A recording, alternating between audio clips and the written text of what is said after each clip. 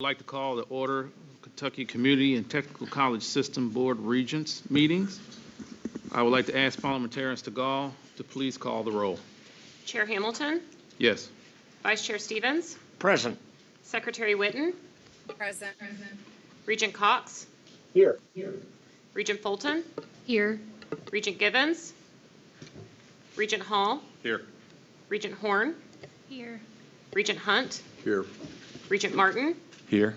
Regent McGraw, Regent Powers, Here. Regent Rabinowitz,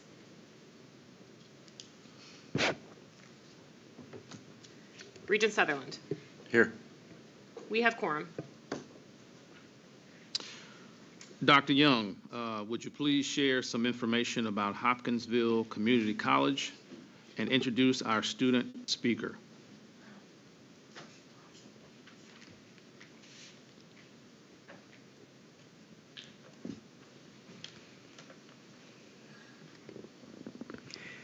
Great things are happening at Hopkinsville Community College. I say it because it's true. Good morning to each one of you. We are again excited to have you here on our campus.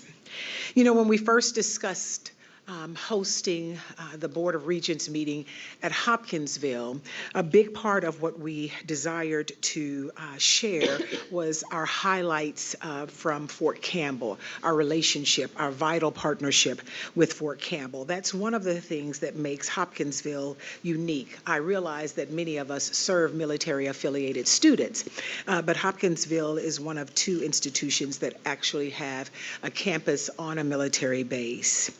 Unfortunately, logistics and timing precluded us from hosting the meeting at Fort Campbell. But the desire made it evident that our work here at Hopkinsville thrives because of vital partnerships that we are so blessed to have and that we work so hard to cultivate. For a few moments, I'd like to share a few of those with you, starting with our relationship with the United States Army, specifically at Fort Campbell. Our partnership with Fort Campbell began over 50 years ago, and today HCC remains the only two-year institution offering educational opportunities for military-affiliated community at our installation. Currently, active duty soldiers, veterans, and their family members make up a little more than 1/3 of HCC's overall enrollment. We invited the garrison commander, Colonel James M. Snowden, to join us today, but his schedule would not allow. Instead, he sent his greetings via this video, and so we're going to take just a few moments to listen to him. Hello, I'm Colonel Mike Snowden, Fort Campbell Garrison Commander. It's great to be with all of you here today, albeit virtually. I'm excited to be given the opportunity to speak with you for a few moments, as education, and specifically continuing education for our soldiers and family members, is a subject that is near and dear to my heart. Before I begin, let me first thank the Kentucky Community and Technical College System, and more specifically, each member of the Board of Regents here today. Thank you for taking the time out of your schedules and for all of your efforts in continually advancing opportunities for our service members and their families. I'd also like to thank Ms. Tara Rasco, the Fort Campbell Campus Director for the Hopkinsville Community College, for inviting me today to share my thoughts on the importance of post-secondary education for our Fort Campbell soldiers and family members and veterans. As many of you may know, Fort Campbell's primary mission is to serve as a premier power projection platform and strategic rapid deployable installation. It focuses on enabling global readiness for the 101st Airborne Division, Air Assault, and other specialized units while providing exceptional support services for soldiers, their families, and the wider military community. It's that readiness that is directly strengthened by the ability to provide expanding access to flexible, high-quality education for our soldiers, families, and veterans. We value the importance of educational opportunities for our soldiers and their family members.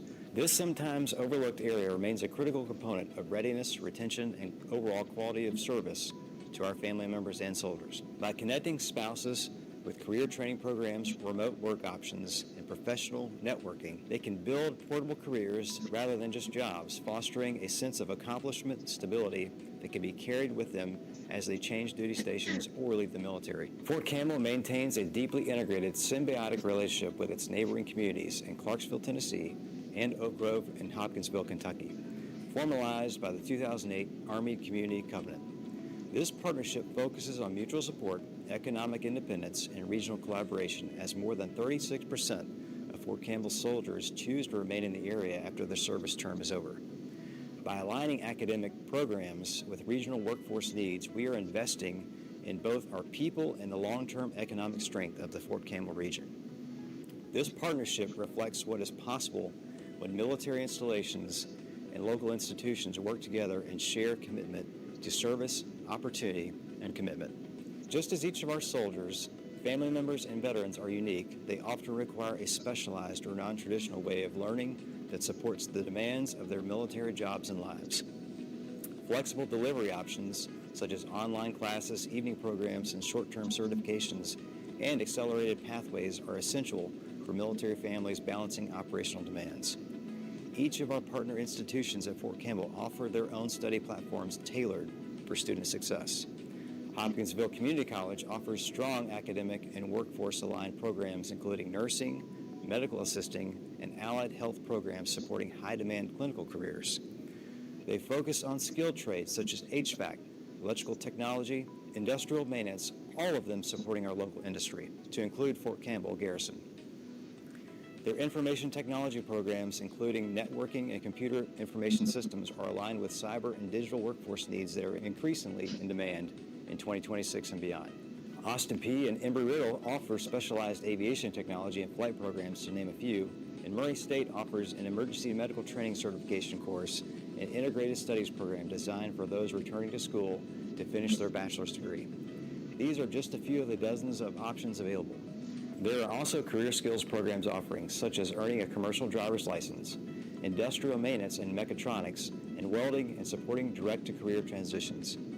It is this holistic approach to learning employed by each of you here that make Fort Campbell the best soldier and family experience and a place that soldiers and families fight to serve. I believe the most important takeaway today is that we must continue to adapt to a changing educational environment and endeavor to meet the soldiers, family members, and veterans where they are. Thank you again for giving me the opportunity to speak to you for a few moments, and please allow me, on behalf of Fort Campbell, to thank each of you for all that you do in supporting continuing educational and career opportunities for our soldiers, families, and veterans. Thank you. Truly appreciative of Colonel Snowden taking a few moments to share with us about the educational opportunities we provide at Fort Campbell. I'd quickly like to share a few of our other partnerships. Some of you have heard this information, but our region in Kentucky has a strong industrial base with more than 70 manufacturing facilities in our Tri-County area. 24 are international companies representing 12 countries. Now, in order to meet the needs of those industries, HCC developed a partnership with the Federation for Advanced Manufacturing Education, FAME, to start a chapter that we call HopFame. And you heard a lot about that this morning at breakfast. Students participating in HopFame can earn an Associate of Applied Science degree in Industrial Maintenance Technology by attending 2 classes per day and working the other days of the week.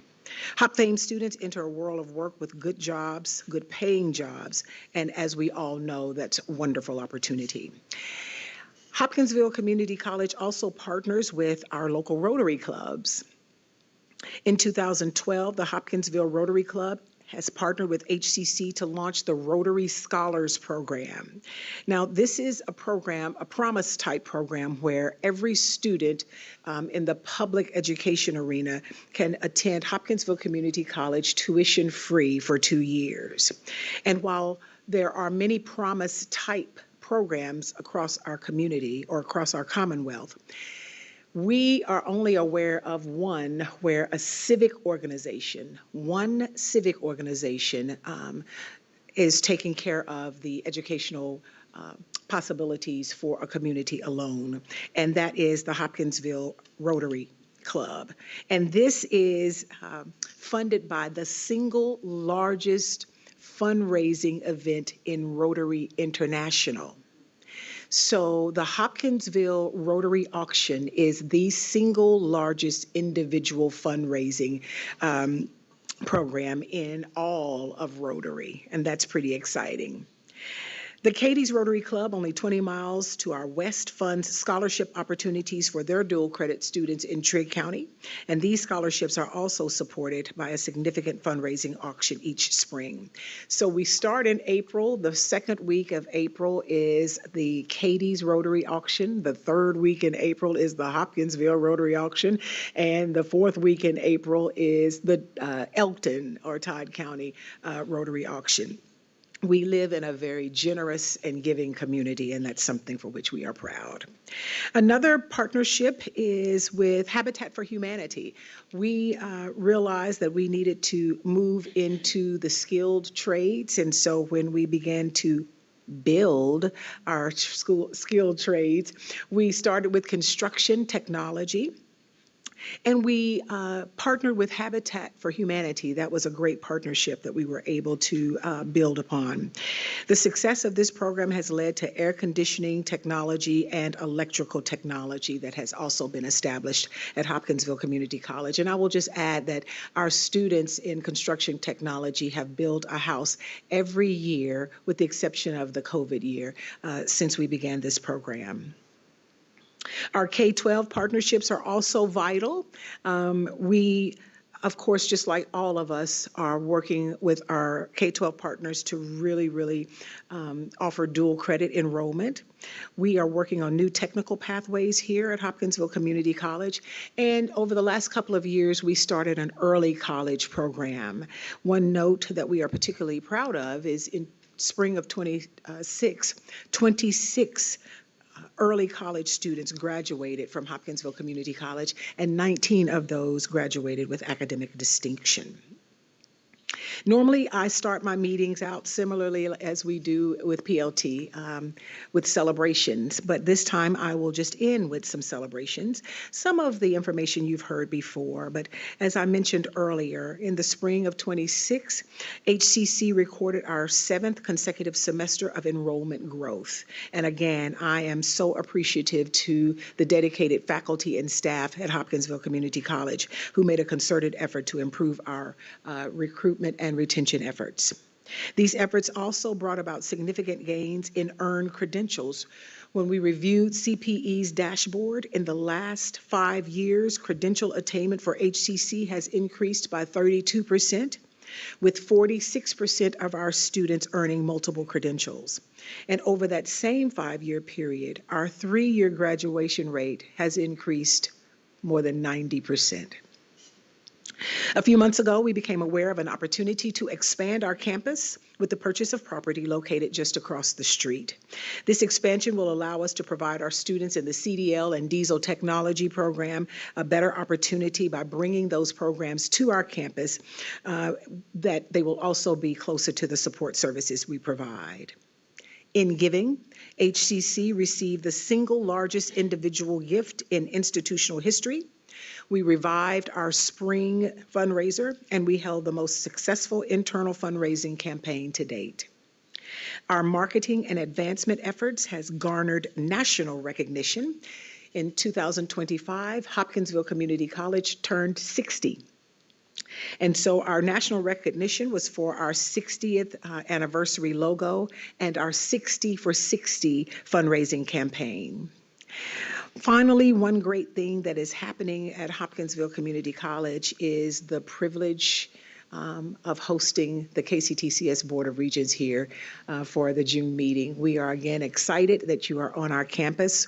We hope that you have had an enlightening time with us, and we appreciate all that you do. We had the pleasure of hearing from some of our students this morning, and so one of the greatest things that happens, not only at HCC, but KCTCS, is that we get to inspire and change lives. So thank you again for all that you do, and let's continue with great things happening. At this moment, I'd like to introduce another student, current student at Hopkinsville Community College, Mr. Darnell Thomas, and I will let him further introduce himself. Darnell?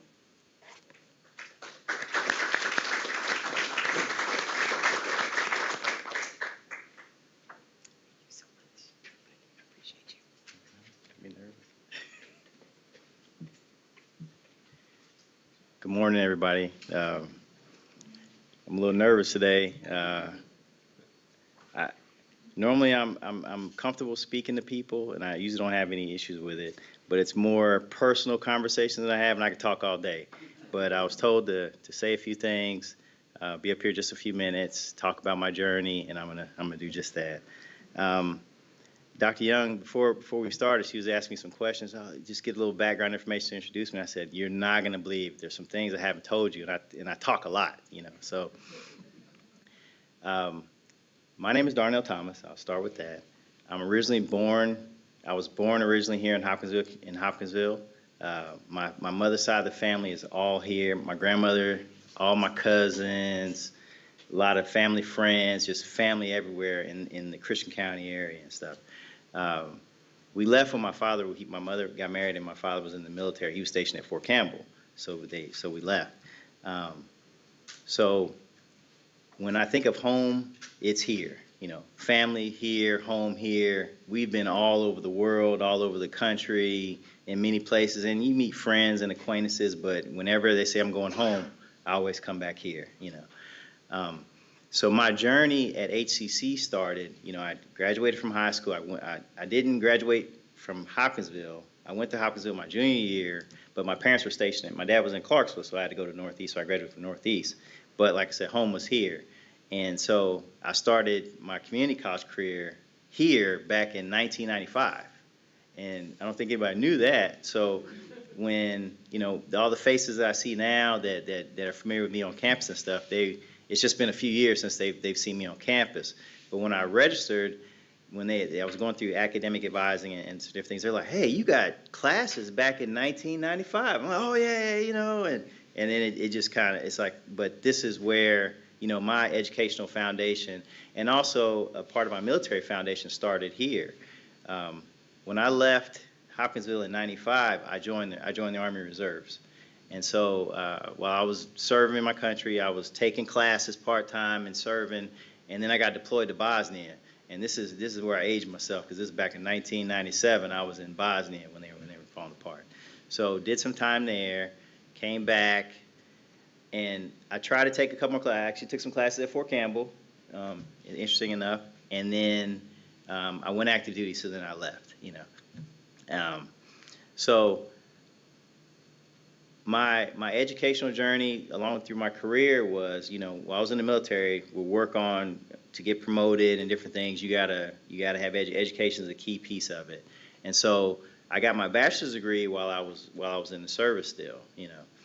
When I retired and I ended up coming back, life happened. I come back to Hopkinsville. I'm like, I gotta go back home. My family's like, you gotta come home. And I'm the oldest of all my grandmother's grandchildren, so I'm like when my grandfather passed, I became almost the interim patriarch of the family.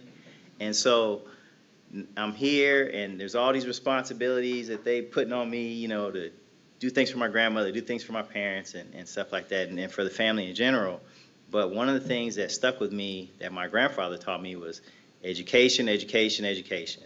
And no matter how old you are, no matter how great you think you've done or what you've accomplished, you cannot stop educating yourself and growing, you know.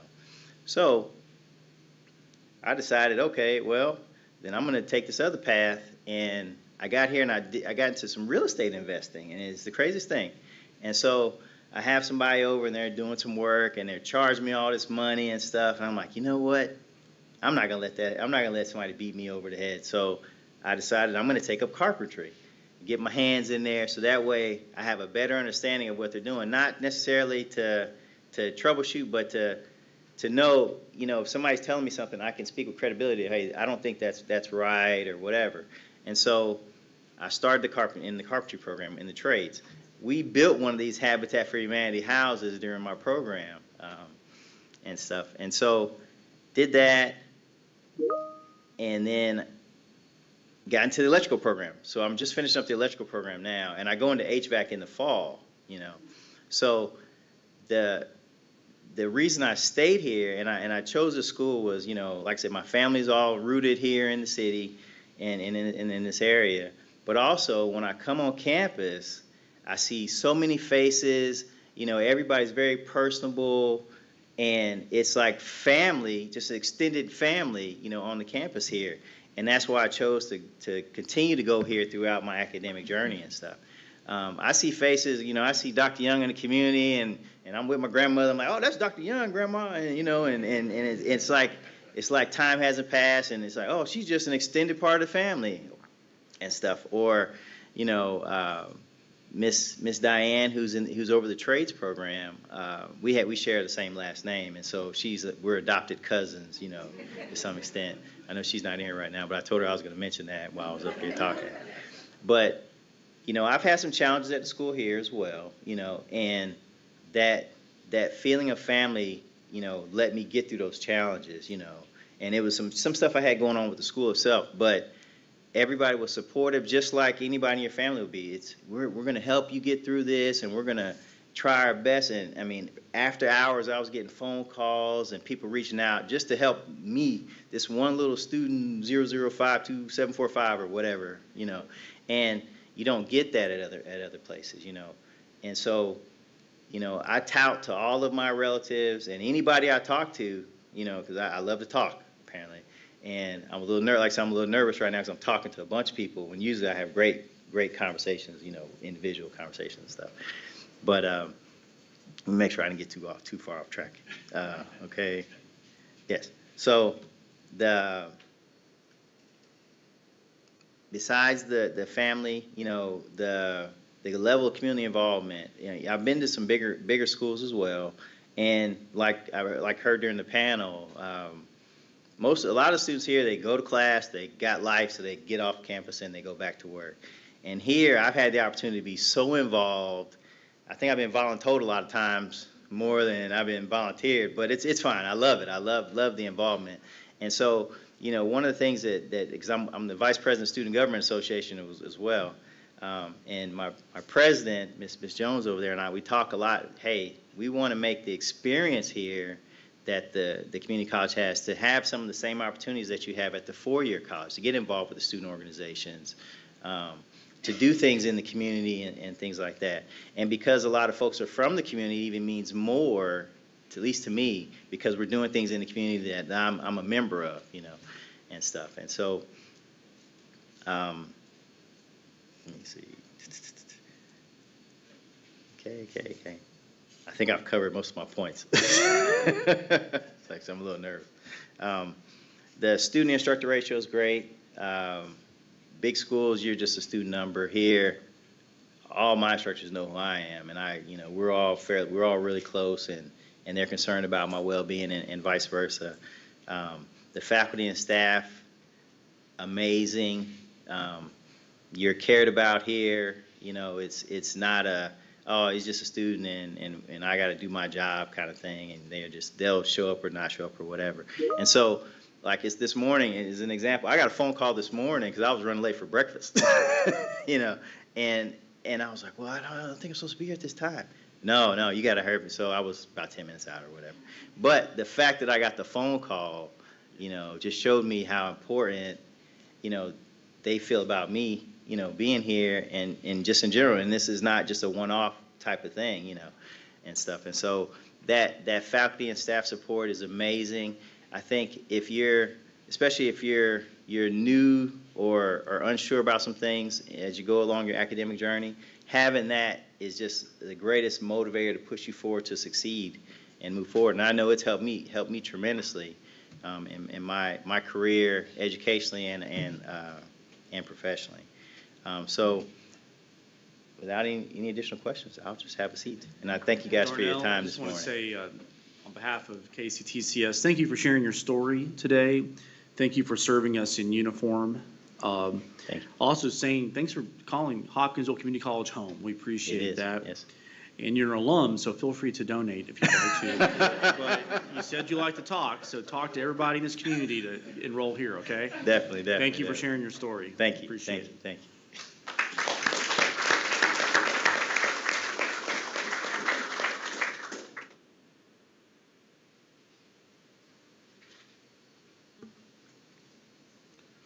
Alrighty, the minutes have been distributed to all members. Are there any corrections to the meeting minutes from April 29th, 2026? If not, may I have a motion to approve? So moved. Is there a second? Second. Motion by Regent Martin, second by Regent Sutherland. Is there any objection to the motion to approve the minutes? Seeing none, the motion passes by consensus.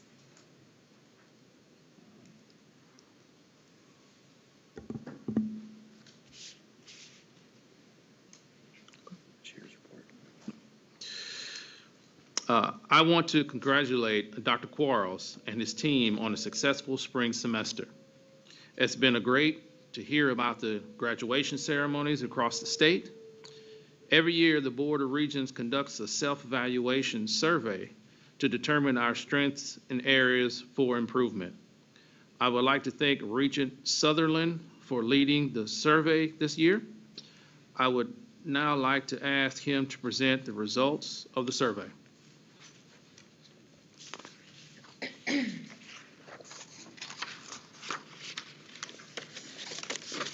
Thank you, Chair. Keith, if you wouldn't mind starting going through some of these. I'm not going to read every single one of these. This would be a lot. You can see most of the things stayed fairly consistent throughout as you go through the different ones. On the third one here, you notice we changed the question up just slightly. So you notice we added this year to the questionnaire because it said it has an understanding of KCTCS budget process and just kind of ended there. And so we were kind of like, well, what does that really mean? And so we added in the statement and how does it tie in or how it ties to the overall KCTCS strategic plan. And so once again, you see it's pretty consistent across the board there. We got one needs improvement on that one. We're pretty consistent from year to year, as you can see. Keith, you're doing phenomenal. You're doing so good. Almost like clones. Looks a little better on that one. I like the 8. 8 looks a little better. Yeah.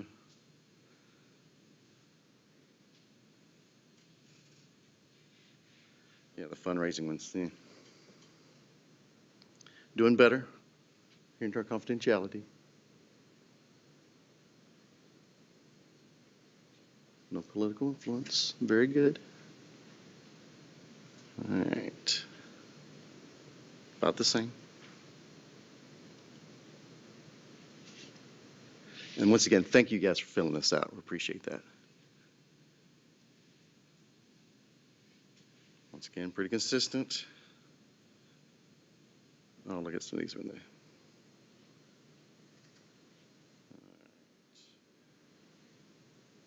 Pretty much the same. A little up on that one. So I think there's concerns about our time.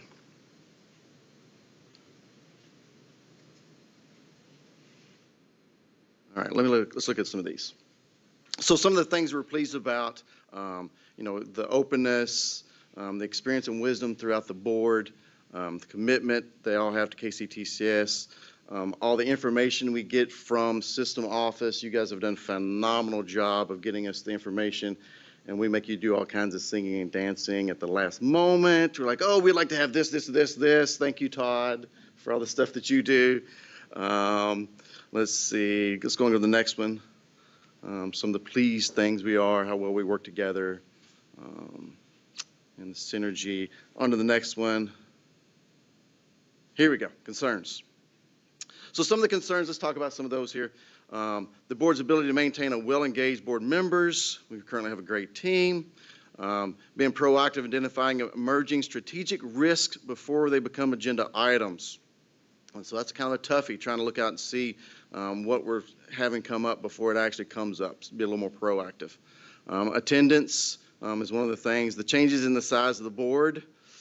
We don't know how that's going to operate here, but it's coming up quickly. We're getting ready to get into that.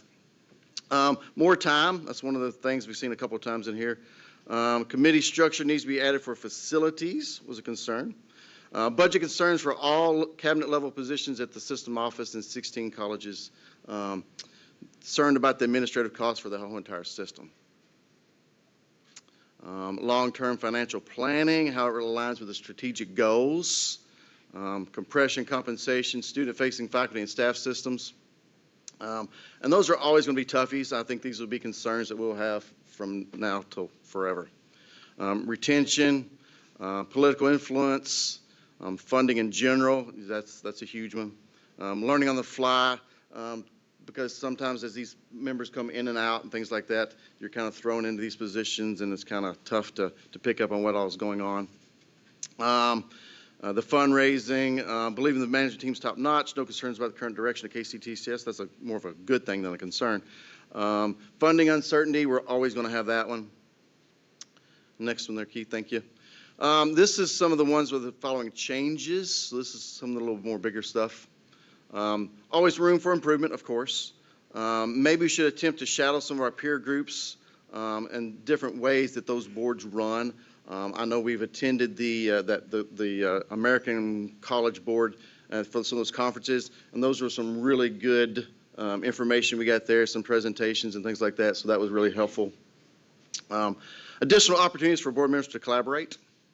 A forward-looking risk or horizon scanning agenda item at regular intervals, kind of what's out there, what should we be watching for the next 12, 24 months. An annual board retreat, focus time for strategic planning and thinking, strengthen those relationships and trust among members, maybe helping our effectiveness, our team building stuff. No additional changes there. Some people are asking, we see this more than once, talking about going back to the 1.5 days. Half days used for information and additional training for all board members. Another one, more time on in-depth of aspects of issues. More advanced notice on committee meetings. For some of us, it is kind of tough to stop what we're doing to jump in there. Sometimes there's a concern that we get in the weeds too much and make sure we stay back as a board and really look at an overall appearance. Next. And then the unsatisfied, well, we even got a thank you. So that was kind of good. So yeah, so not anything on the unsatisfied, so pretty good there. So Chair, that is the survey.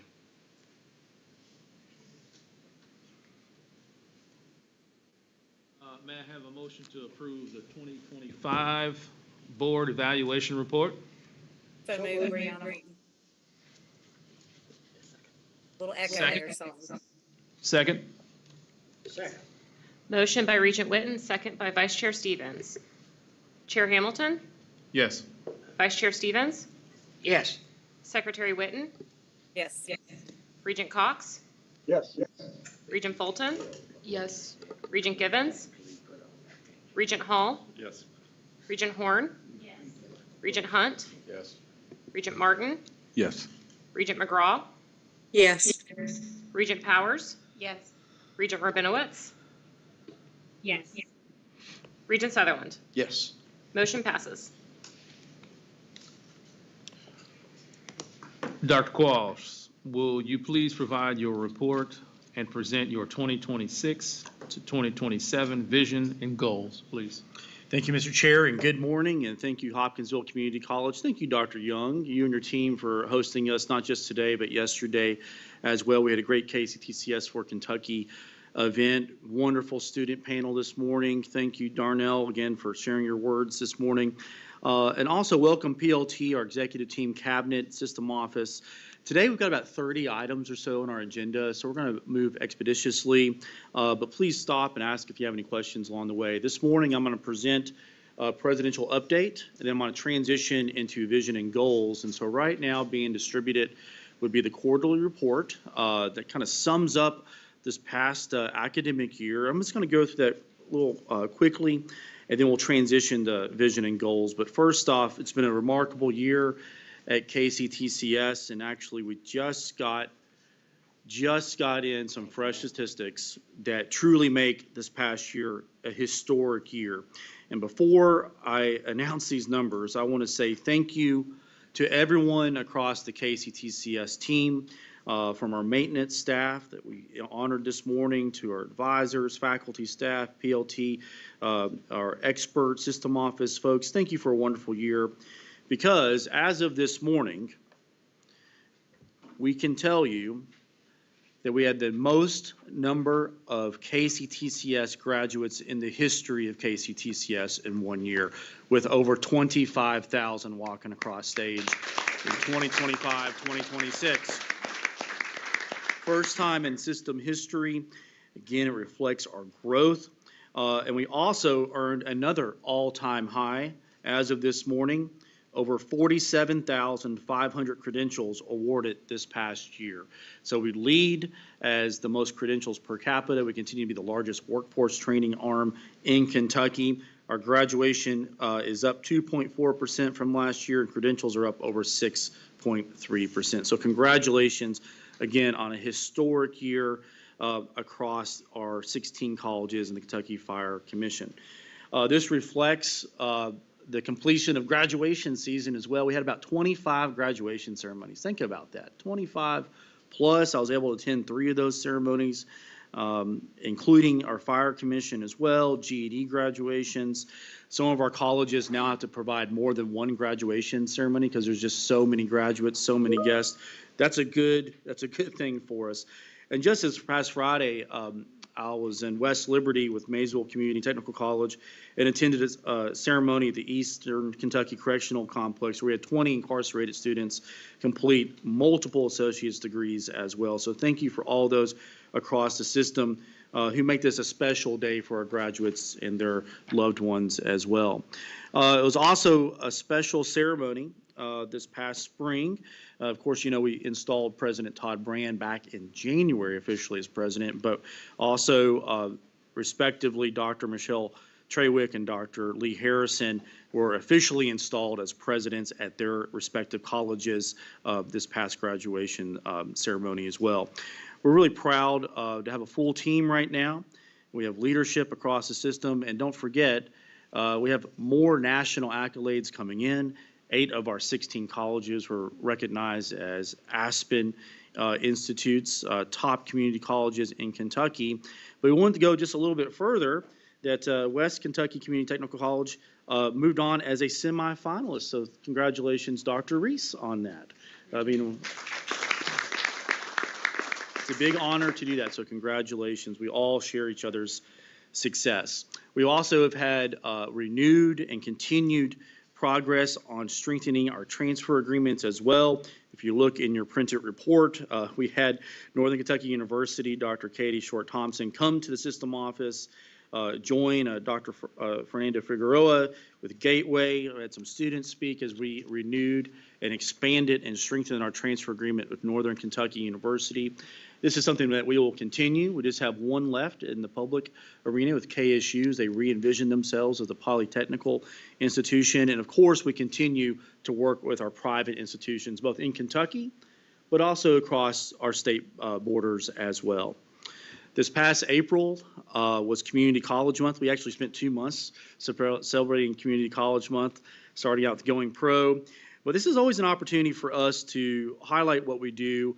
We try to garner up media awareness on this to highlight the fact that we have 120,000 students, well over 200,000 Kentuckians utilizing our programs each and every year.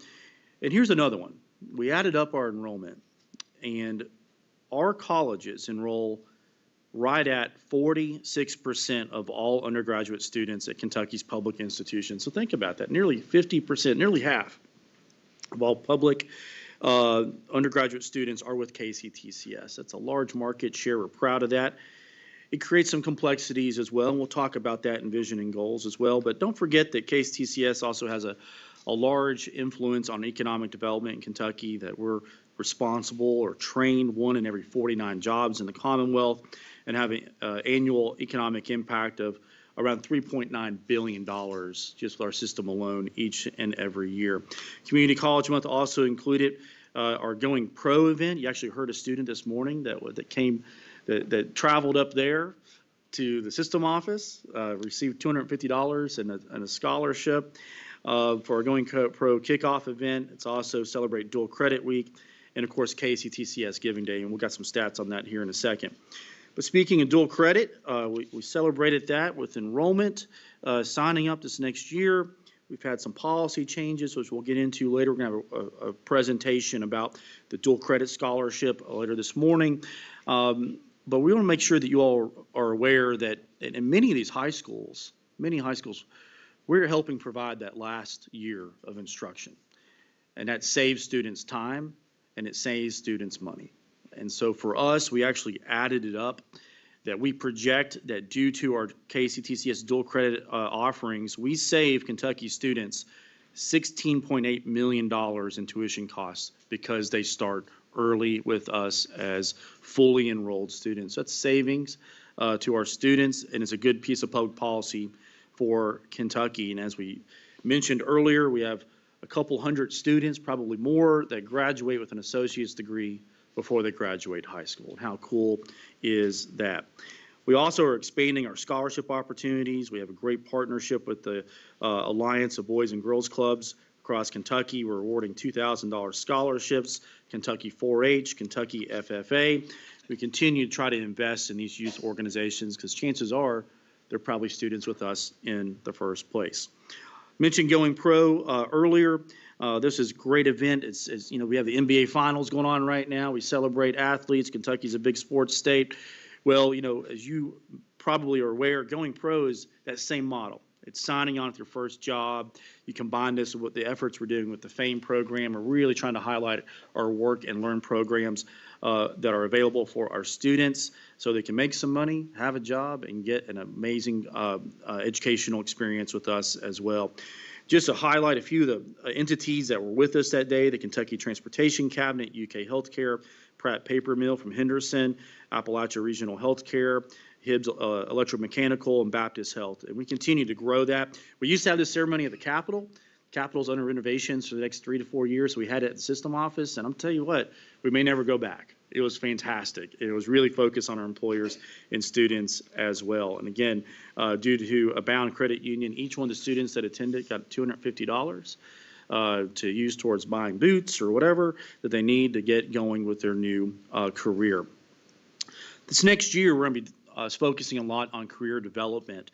And just to let you know that we recently endorsed through PLT a new system-wide career development framework to help us explore approaches towards supporting students as they explore, engage, experience, and elevate their educational and career goals. We have these new federal accountability standards that all of higher education in America are going to be dealing with, and there's really going to be an emphasis on, do the programs that you offer lead towards gainful employment?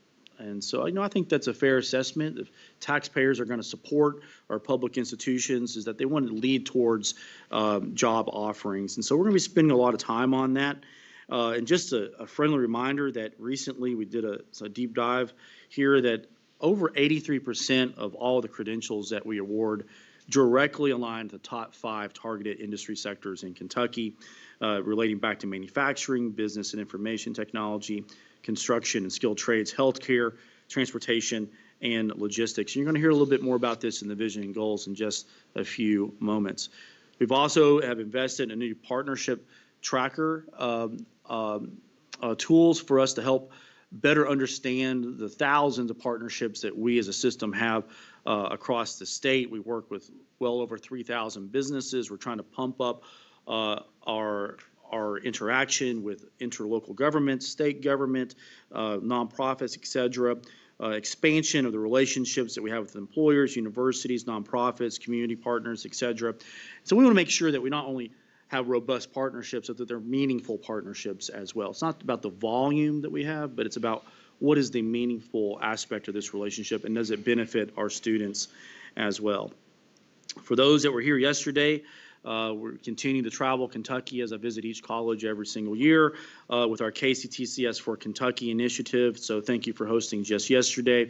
We had 3 legislators here, a lot of elected officials, and a lot of folks that are saying, I'd like for you to focus on this, or have you considered this program? And so these have yielded great results. We're compiling surveys from across the state as well to help us kind of point our needle in the right direction, make sure our compass is pointing true north.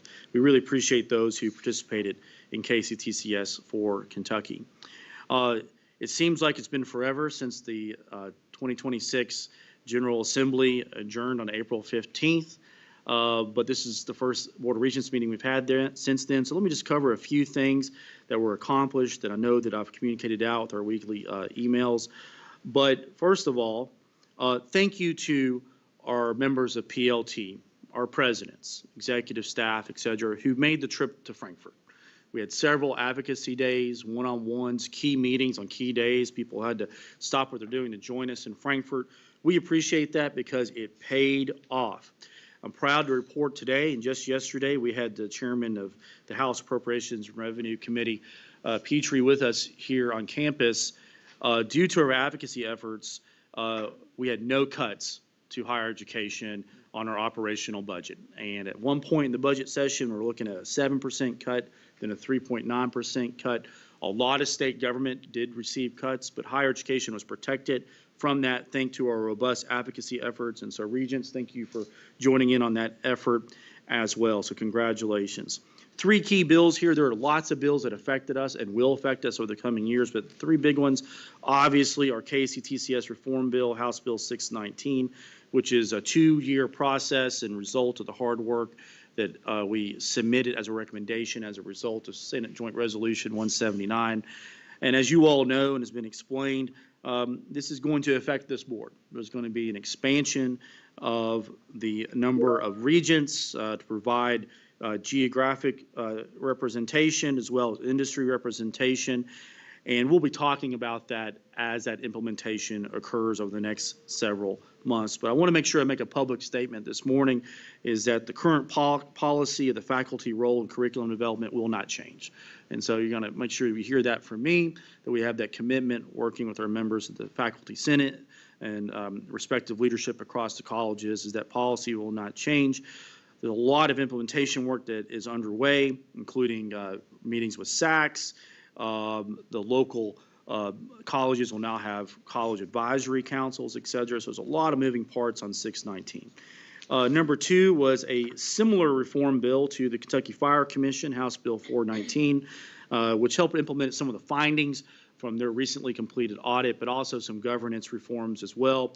We're happy to work with them. And then the last bill, one that I think there's a lot of excitement behind, and one of the few pieces of legislation that passed both the House, the Senate, and arrive on the governor's desk with 100% support. Now is House Bill 5, and that's going to be our prison reentry bill. Again, this is a supplemental to what we're already doing at our countless number of jails, the instructions we're doing at all 14 state-run public prisons, as well as one federal prison in eastern Kentucky as well. As you know, we're already offering robust programming there, but this allows us to build a brand-new campus at North Point Correctional Facility outside of Danville. Can't wait to show this to you once we get it built. That's going to expand the programming that we have to service those that are on their path towards reentry to help them find a job. And I know we've talked a lot about that, but we're really proud of that accomplishment. Additional legislative items was that we have other pieces of legislation related to our role with CPE, financial aid, debt collection. The Kentucky Department of Revenue can once again assist Kentucky public institutions with collection of debt as well. We're working with KSU through CPE about their re-envisioning to see if we can create some pathways that are unique towards the polytechnical aspect as well. And one of the last items of business that the General Assembly passed on the Senate side was the official confirmation of Regent Dr. Tara Horn and Regent Ken Hunt. Congratulations, you all are officially confirmed by the Kentucky General Assembly, so you can't escape. So you're with us. But congratulations on that. A couple more things, if you don't mind, Mr. Chair, then we'll roll into vision and goals. So back in April, we had our KCTCS Giving Day. And Dr. Stith, thank you so much that we once again broke a record. The most money raised and the most number of donors. We exceeded all years previous. Raised well over $375,000, had nearly 1,700 donors, et cetera. Had donors from Washington, D.C., 22 different states, in 85 counties. And I see Dr. Reese looking at me, and they once again, I guess you could say, raised a little, you invigorated your region to donate. We appreciate that. Duly noted, yes. But congratulations to our team. It's a heavy lift. And I want to say special thanks to Dr. Stith as well and her team. on Amazing Giving Day. And don't forget, Regents, you're not constricted to donate just on one day out of the year. You can donate any day that you want. If you see a student that inspires you, pitch in a few more bucks to help out with our mission. And then finally, I just want to say we wrapped up the KCTCS second annual conference. We brought it back after a 10-year hiatus. Thank you to Dr. Greg Feeney and Regent Rand Powers. You all hosted this at BCTC. It was great. 2-day conference, really focused on professional development. We're getting the survey results back from that as we evolve this in the future years. But once again, we had 2 student panels. They're amazing. I think, Ella, I think you spoke on one of the panels. It was fantastic. Thank you for that. But we really want to see this continue to mature into a professional development opportunity and networking as well. And one of the last partnerships, just want to briefly remind you all of, is our partnership with the Kentucky High School Athletics Association. As you know, that we've helped sponsor the boys and girls Sweet 16, but we're expanding that beyond just what happens at Rupp Arena. As you imagine, we had over 120,000 people attend during those basketball games. And so as a premier sponsor of that, number one, a lot of those athletes on the hardwood court are our students. And secondly, a lot of them are going to be our dual credit enrollees as well. But we're going to expand that partnership. And if you look closely in your printed handout, there's a picture of me, the referee, and James Lee Stevens dressed up as Pathfinder. So it's great. Closing remarks here, just want to say thank you for an amazing and truly historic academic years. We're rolling to the next fiscal and academic year. These accomplishments belong to the entire KCTCS community, our faculty, staff, wonderful maintenance crews, support capacity, experts at the system office, et cetera, leadership teams, our presidents. Thank you for everything. And if you look on the front cover of your report, there's a picture of 4 of our presidents and Renee Shaw from KAT. So this Monday evening, KCTCS will have a full hour highlighting what we're doing, some highlights that are unique to the community and technical college aspect of Kentucky. Will be airing statewide this Monday evening with Renee Shaw. So it's great. I also want to say a special thank you to Regent Barry Martin for your years of service on the board, as well as Regent Josh Givens, who actually had some training that's related to his degree attainment this morning, but he showed up last night wearing his scrubs straight from work, and also Regent Ella Fulton as you wrap up your year of service on the Board of Regents. And we'll have a nice recognition for you later today. And just a reminder, 25,000 graduates just this past year. And I used AI right before the meeting and said, how many cities in Kentucky have more than 25,000 people?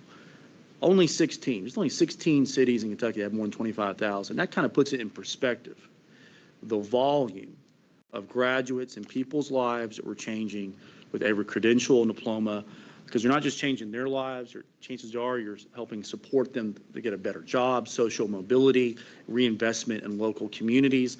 And chances are their family and perhaps kids are more likely to go to school with us as well. And we're also contributing to economic development. And as a reminder, half of our students are first-generation students. So we're breaking culture of saying college may not be for me.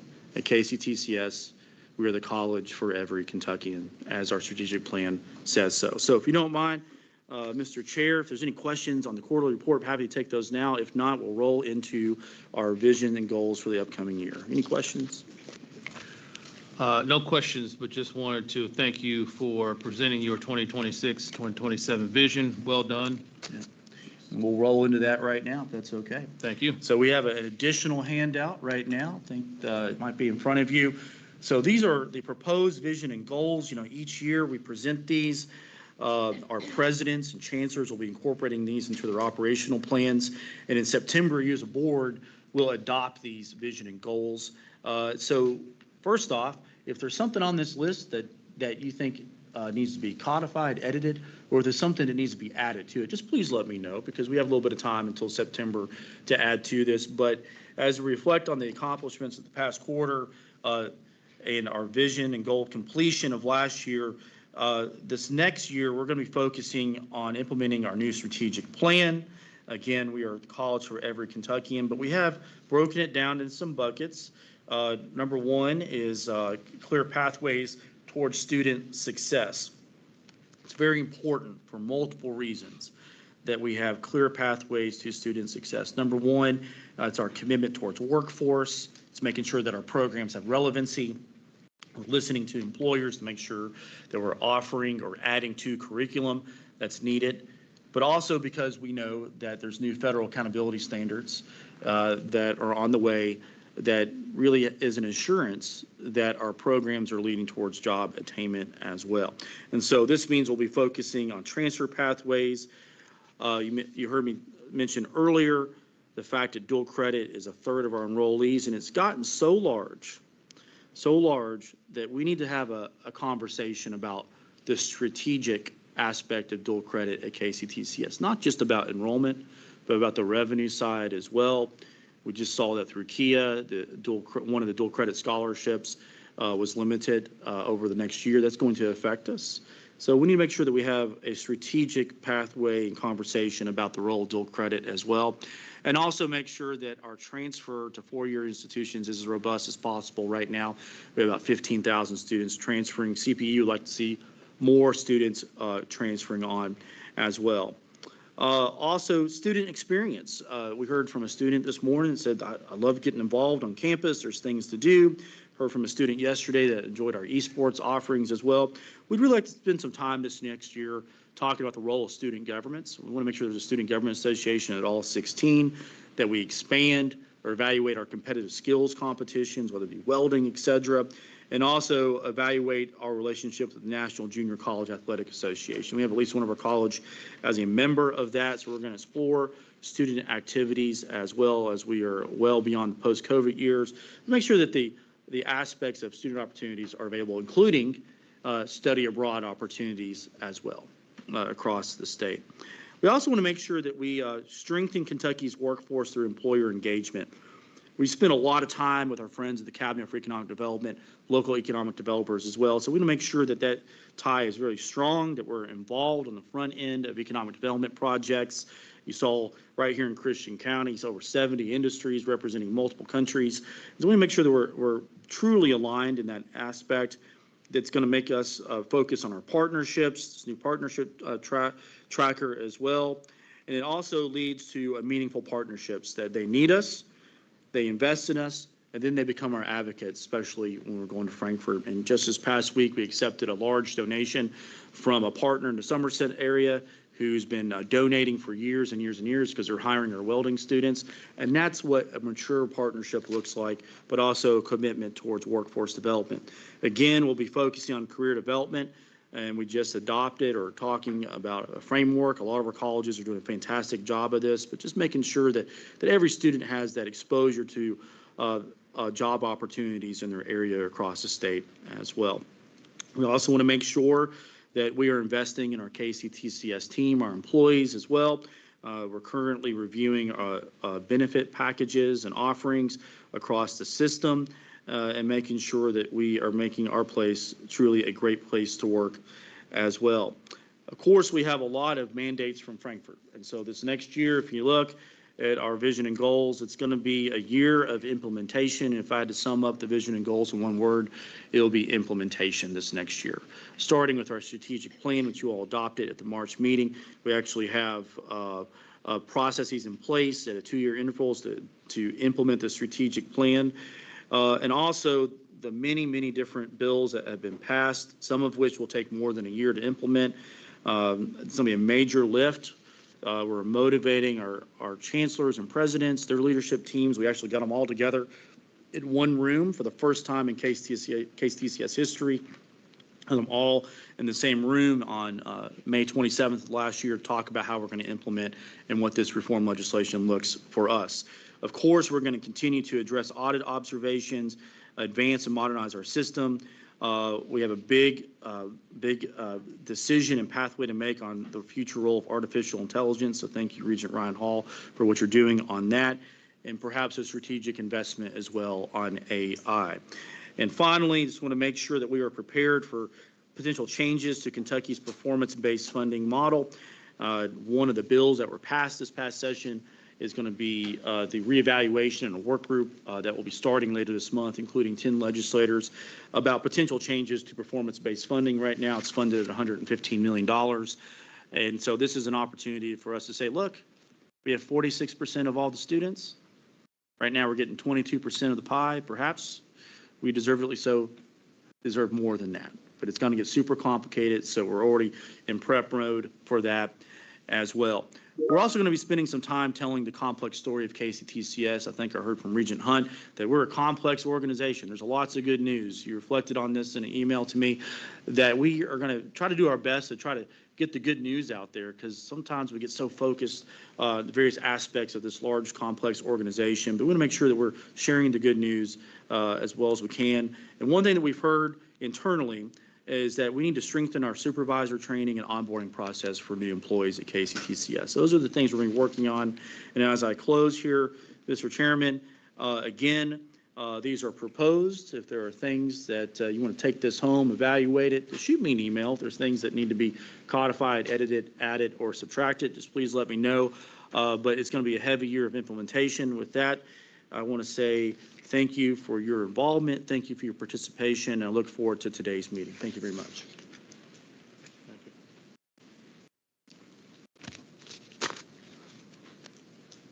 Senior Vice President and Chief Financial Officer, Todd Kilberg, would you please provide financial report?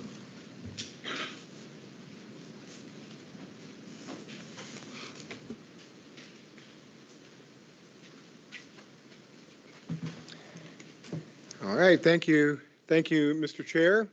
As we take a look at the financial report, there's a couple of sections here. One is the statement of current funds, revenues and expenses. That's really the income and outgo of the year. The statement of net position, which is what's our overall position, how much do we have, and how are we utilizing it.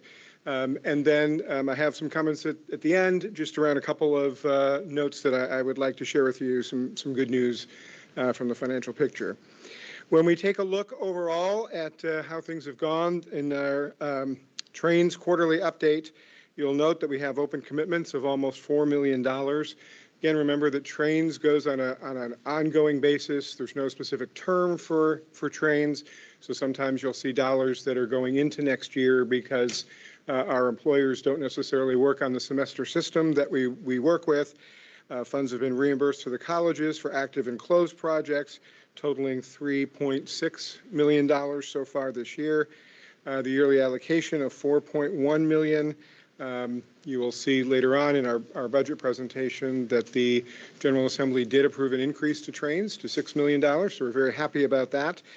So these commitments continue to advance and move forward the Trains projects that we're having and the impact that we're able to have with workforce. Jesse Shook will be sharing more with you about that. Our other post-employment benefits trust update.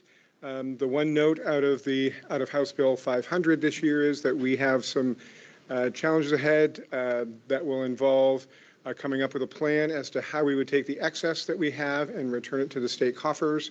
We're in the process of discussing the legality and some of the challenges that are around that.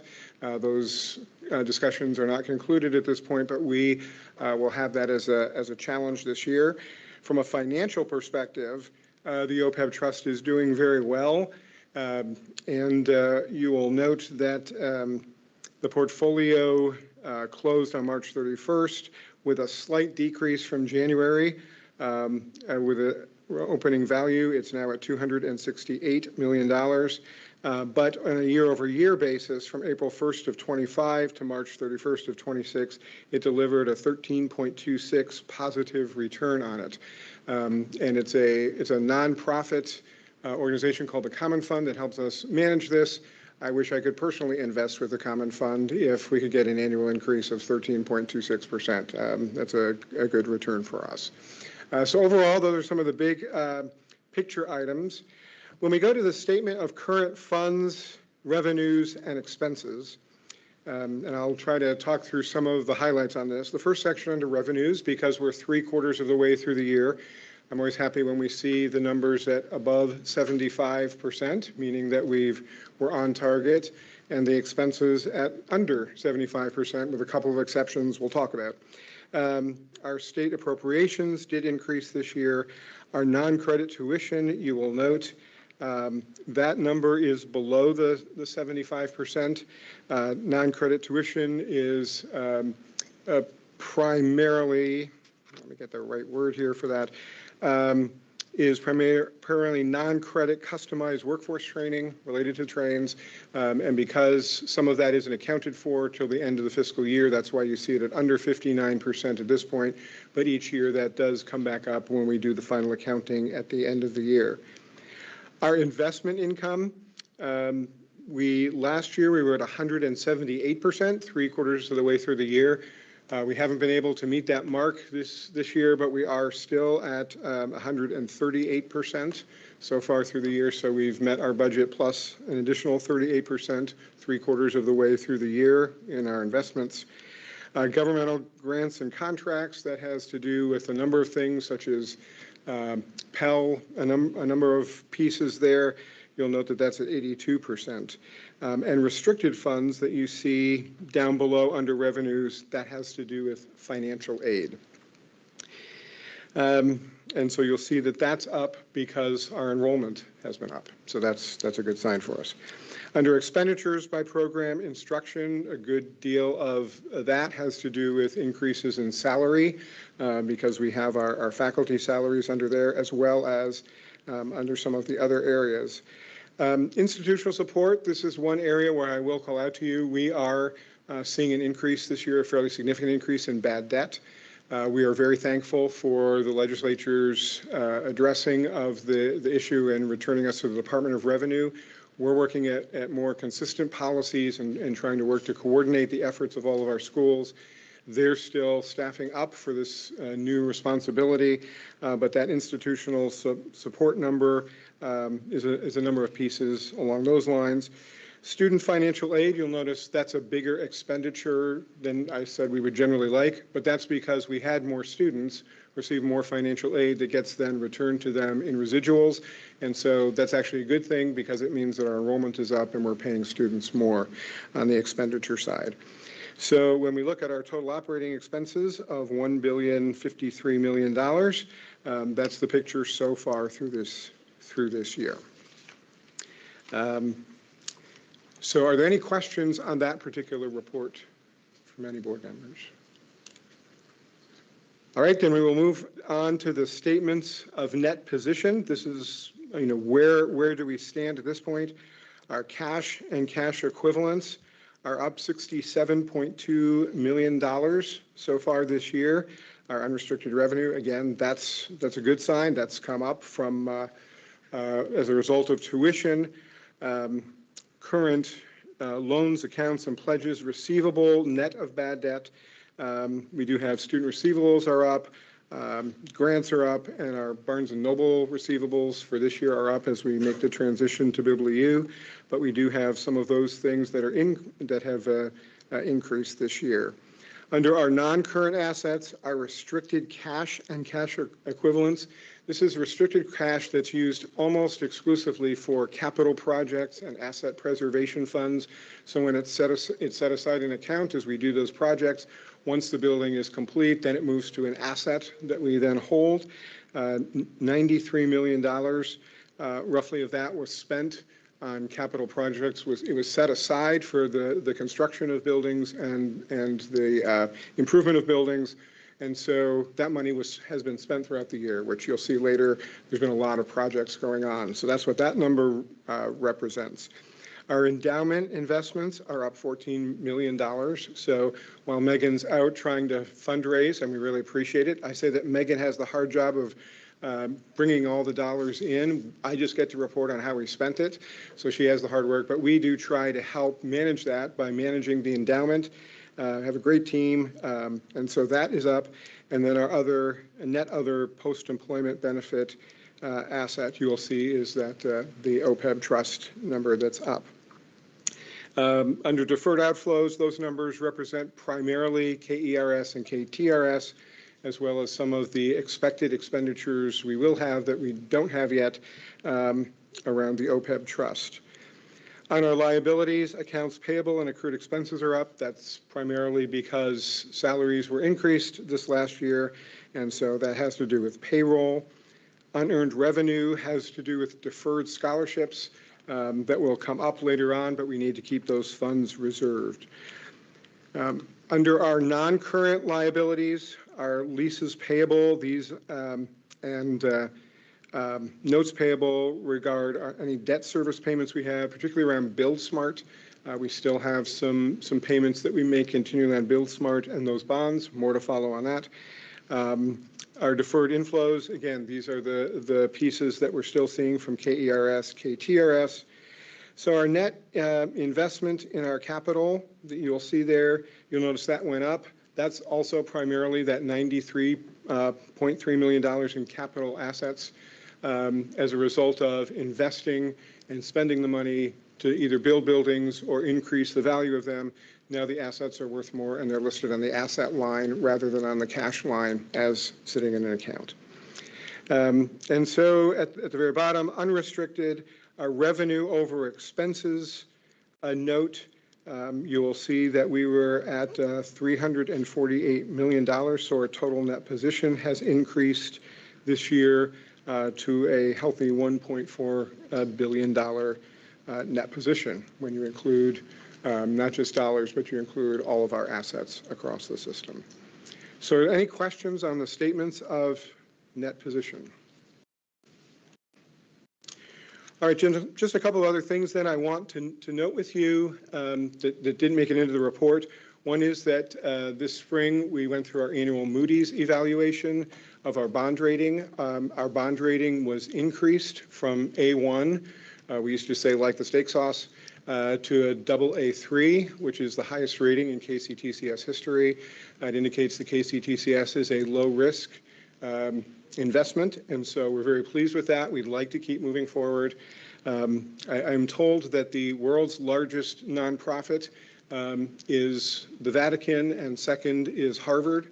We're just aiming for number 2 right now. We would like to get there and have good numbers for you, but we're pleased that we're continuing to show strong performance that's being acknowledged by Moody's. So that's one good item. We mentioned the endowment and the OPEB trust. Last meeting, we came to you about a bond restructure that we hoped would save approximately $1 million. The bonds have gone out. They just came in within the last couple of days. It's going to provide $1.85 million in savings on our current bonds, or about 7.51%. So we're really pleased as we've gone out for that. We do have another one of the Build Smart bonds that we'll be refinancing next year when it comes up for its 10-year annual note, but I just wanted to share some of that good news with you. I also wanted to say that, it's been almost 2 years since I arrived here. It'll be 2 years next week. And when I came, we were going through a lot of audits, a lot of evaluation, a lot of examination. And one of the side effects of that is that I think we had a lot of staff across the entire system who deal in the financial realm who felt this kind of dark cloud over their heads. Like, have we done something wrong? I think after 2 years, after fire commission audits, after a forensic audit, after an audit of public or accounts audit, I think we've found that the system is operating well. The numbers represent that we're in a good position because we've had good stewardship. But I really want to call out that's because we've had good stewards, and we've had good stewards over a number of years, even before I arrived. And so to those people who are managing budgets from system office folks to the college presidents and down through their staffs, all the way to people who manage those pro cards, we have had good fiscal management across the system. And I just wanted to take a moment to try to dispel a little of that dark cloud and share with you as a board that one of the things I've observed in 2 years here is that we have really good fiscal managers who take their job seriously, who work very hard, and who have a lot of effort. And a lot of their work goes unthanked or unappreciated. And so I just want to publicly say to all those people out there who deal with all of those things, thank you for the work that you do. I'm very, very honored to represent KCTCS and the financial world. So any questions on the financial report overall?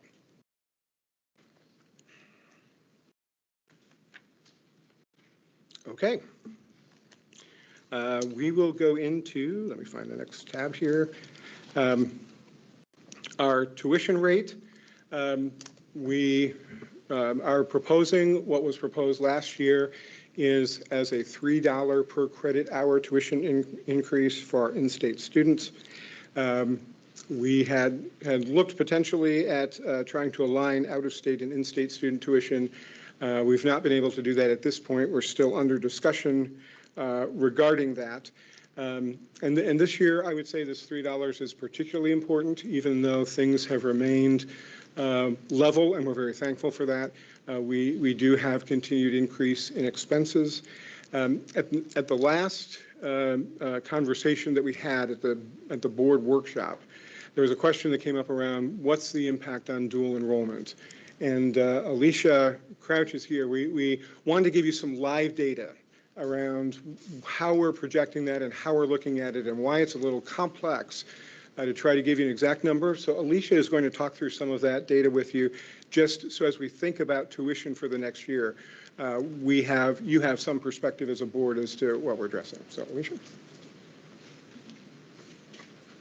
Thank you, sir.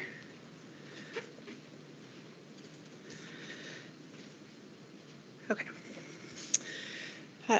So what is happening in the world of dual credit right now? So over the past 10 years, we've had something called the Dual Credit Scholarship. This was implemented in 2017. So this is our 10th year of the Dual Credit Scholarship. So last year, the Dual Credit Scholarship covered two technical classes per year, as well as two for freshmen through seniors, as well as two gen ed classes per year for juniors and seniors.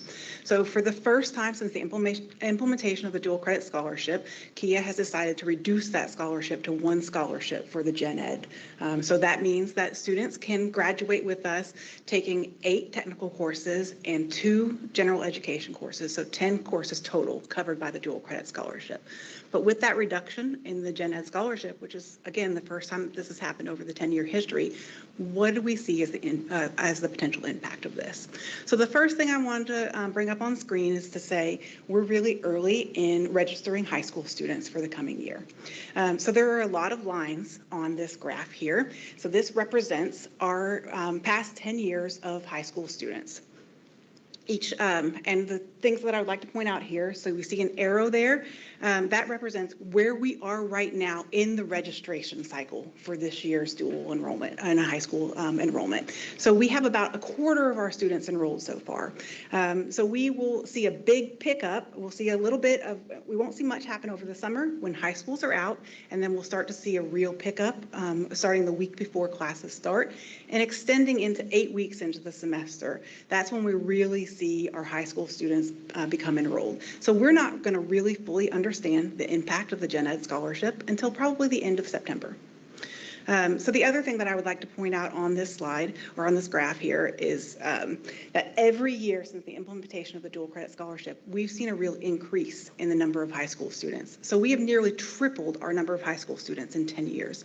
So as Dr. Quarles mentioned earlier, over 1/3 of our students are now high school students, represents about 21% of our credit hours.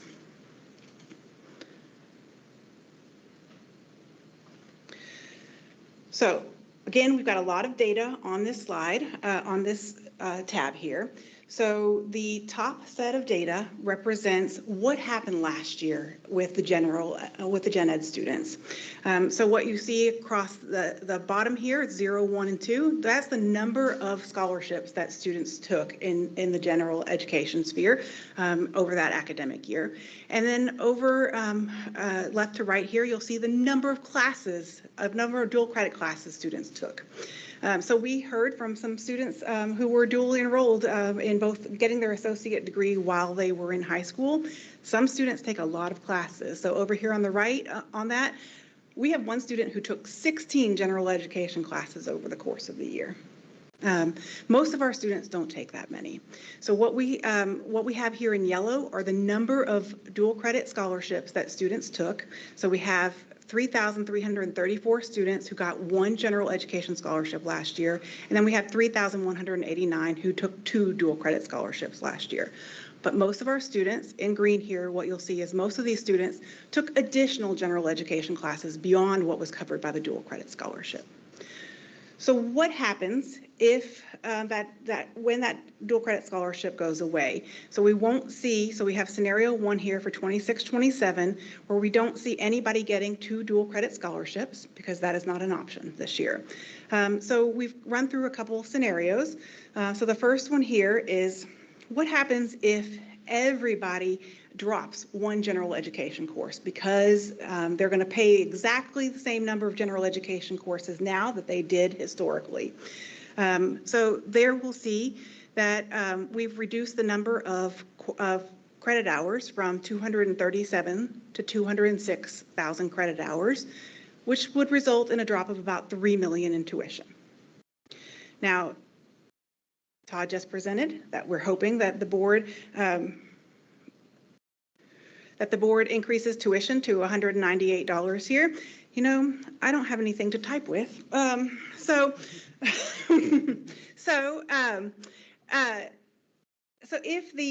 if we got $198, then that would reduce that amount of tuition reduction by about $500,000 to $2.5 million.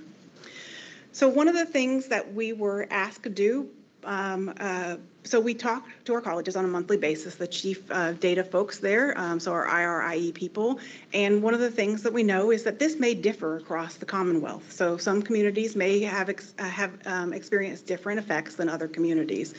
So what we've done here is try to make this really interactive, where folks can click on this and put in what are the different scenarios for their communities to see what the impacts are locally. Sorry, I can't do that today without typing in data. So again, if everybody reduced their number of gen ed credit hours by 1, we could see a $3 million reduction in the tuition. In scenario 2, what happens here we can break out what happens to students who only took the dual credit scholarships that were covered by that were covered by the gen ed scholarship, versus what happens to students who take more than that. So are students who only take the number of classes covered by the scholarship more likely to be cost conscious about the tuition? So here we can say, what happened if the students who only take courses covered by the scholarships all drop to 1 dual credit course, and then students who take more than that continue to take the same number of courses? And here we would see a reduction by $1 million.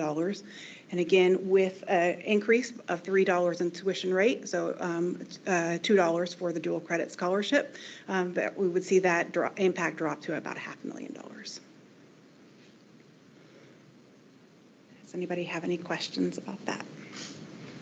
Just additional comment. This is very unique to each college as well. So this is a system-wide prediction, but some colleges will be affected more or less than others.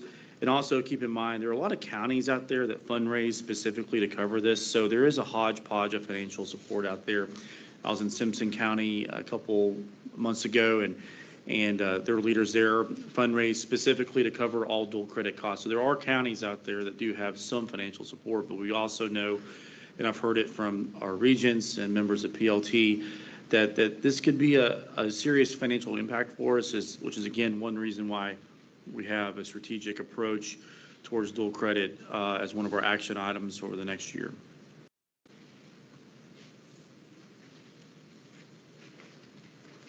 And I think we have a question from Regent Whitten, Mr. Chair.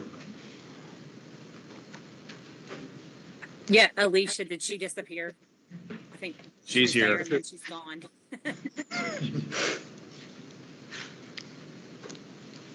Yep, go ahead. Yeah, okay, so just to clarify, and I believe there is a bit of an echo, and if so, I'm sorry about that. So on scenario 1, Alicia, where you have, I just want to make sure I understand this, the orange boxes are showing the 1 course and 2 course, 3334, 3189, right? Correct. Okay, and then so scenario 1 is the assumption, just so I can make this clear, that if they choose to take 2, is that correct? So scenario number 1 says everybody will drop one general education class in response to the scholarship. Okay, and can you slide down a little bit to scenario 2? Or can Keith do that for me, please? Okay, and then the other one, okay, I just wanted to get the numbers again. So then the scenario 2, okay. I can see it a little bit better now. Okay, that was really my question. I just wanted a little clarification there to make sure that I had my notes correct. Thank you. You're welcome.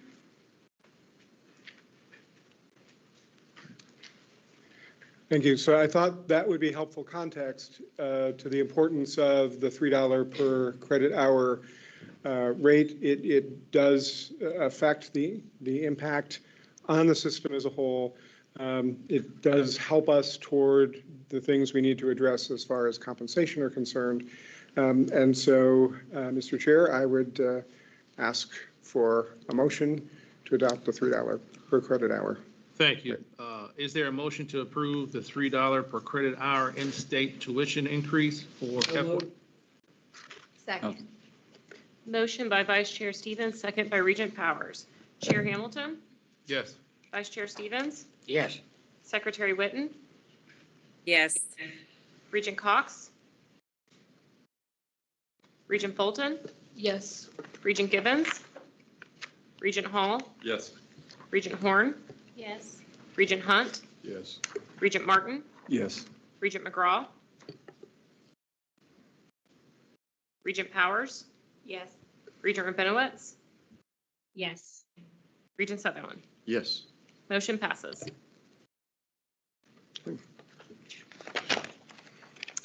Now we'll move on to discuss compensation. Bridget Cantor, Vice President of Human Resources, will you still present?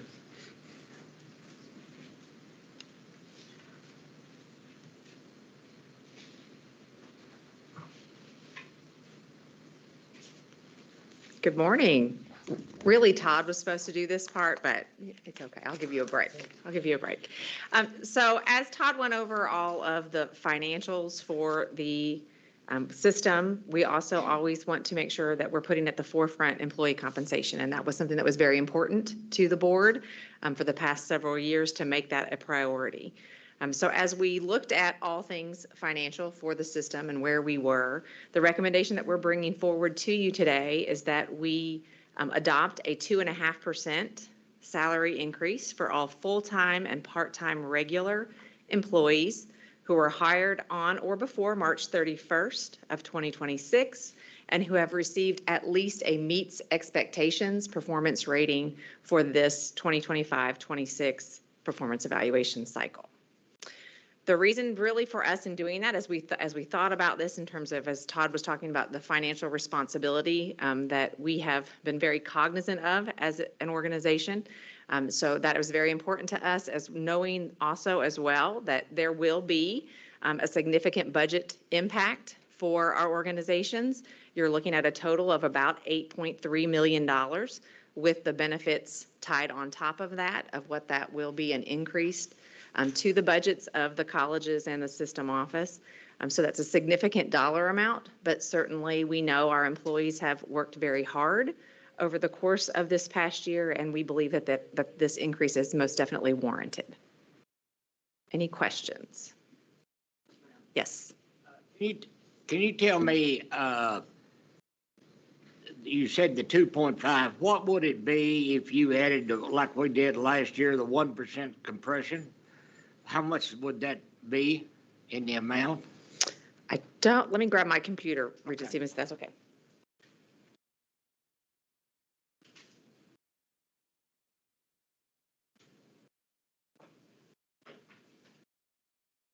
And as she's grabbing her computer, just a reminder, this past year, we had a health insurance increase of over 18% mid-year that we decided to absorb, and that's why the benefit rates went up to 47%, so that we can properly plan for that.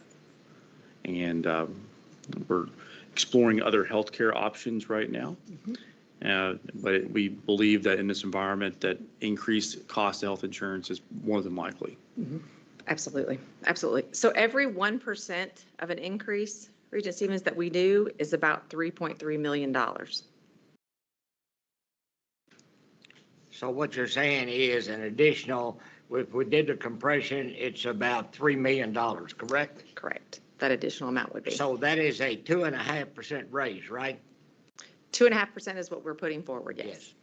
So if we did a 3% raise, it'd be roughly half of that, right?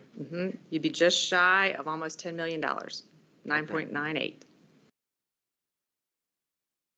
Thank you, ma'am. And I would just comment that as, when we did the budget building, we asked all of our colleges to build in the 3%. They were, with 2.5, they were able to do that without it affecting any staff positions across the system, with the 2.5% adjustment.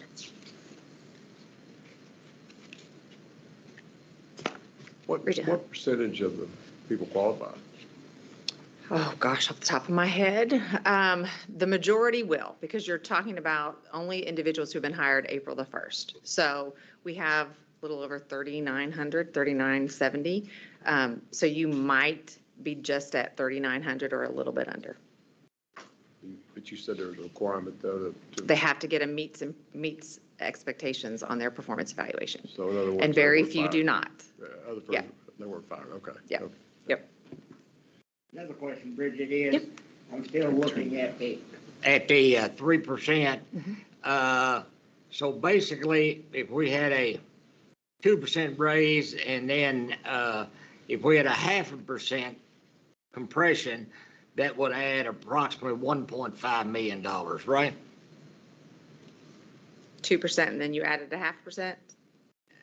Yeah, if you So you're added, at the looks like 2.5? compression right now is, you got 2%, huh? 2% Yes. is like 6.65 million. And then if you added the one, an additional one, so that's the 3.3. So if you added the half, it would be Where approximately we're at right now. $1.5 million, right? Yep, it's the 8.3 million. Thank you, ma'am. Can you explain why we would do the 2.5 versus the 2 with half compression? Yeah, so we had a lot of conversation, honestly, about do we do something separately like we did last year where we did the years of service compression.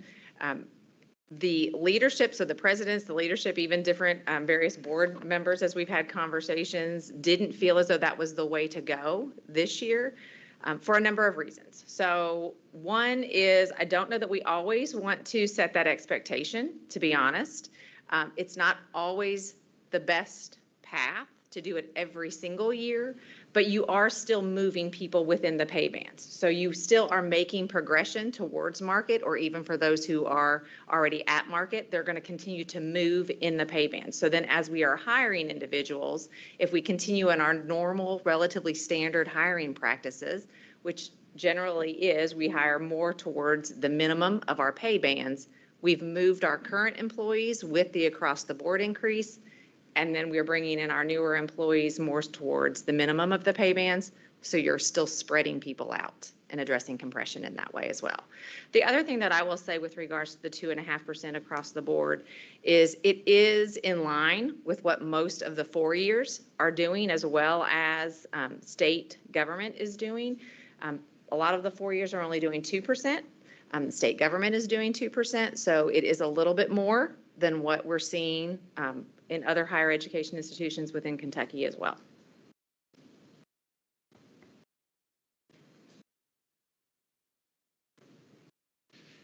Chair Hamilton, if I may.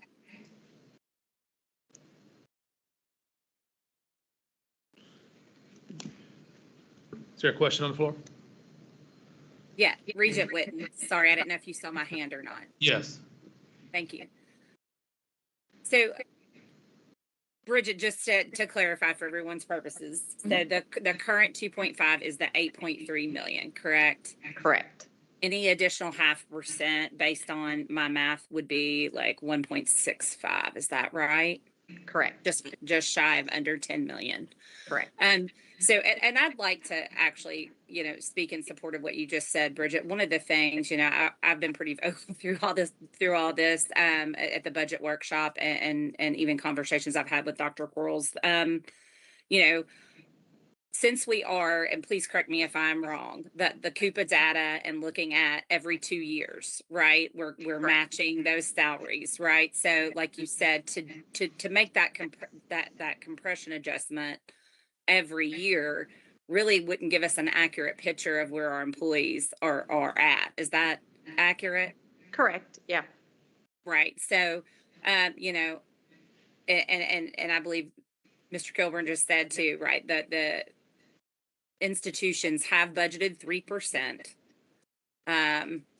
This is only addressing compensation.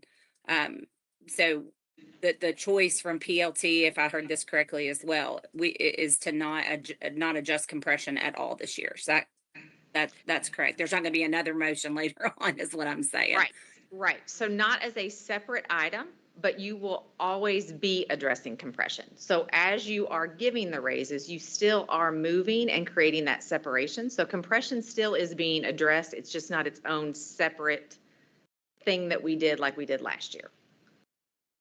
And just an additional comment here is any increase of compensation does address compression in a certain way, but also just keep in mind, we know the cost of living has increased this past year. We just had inflationary numbers released by the federal government yesterday.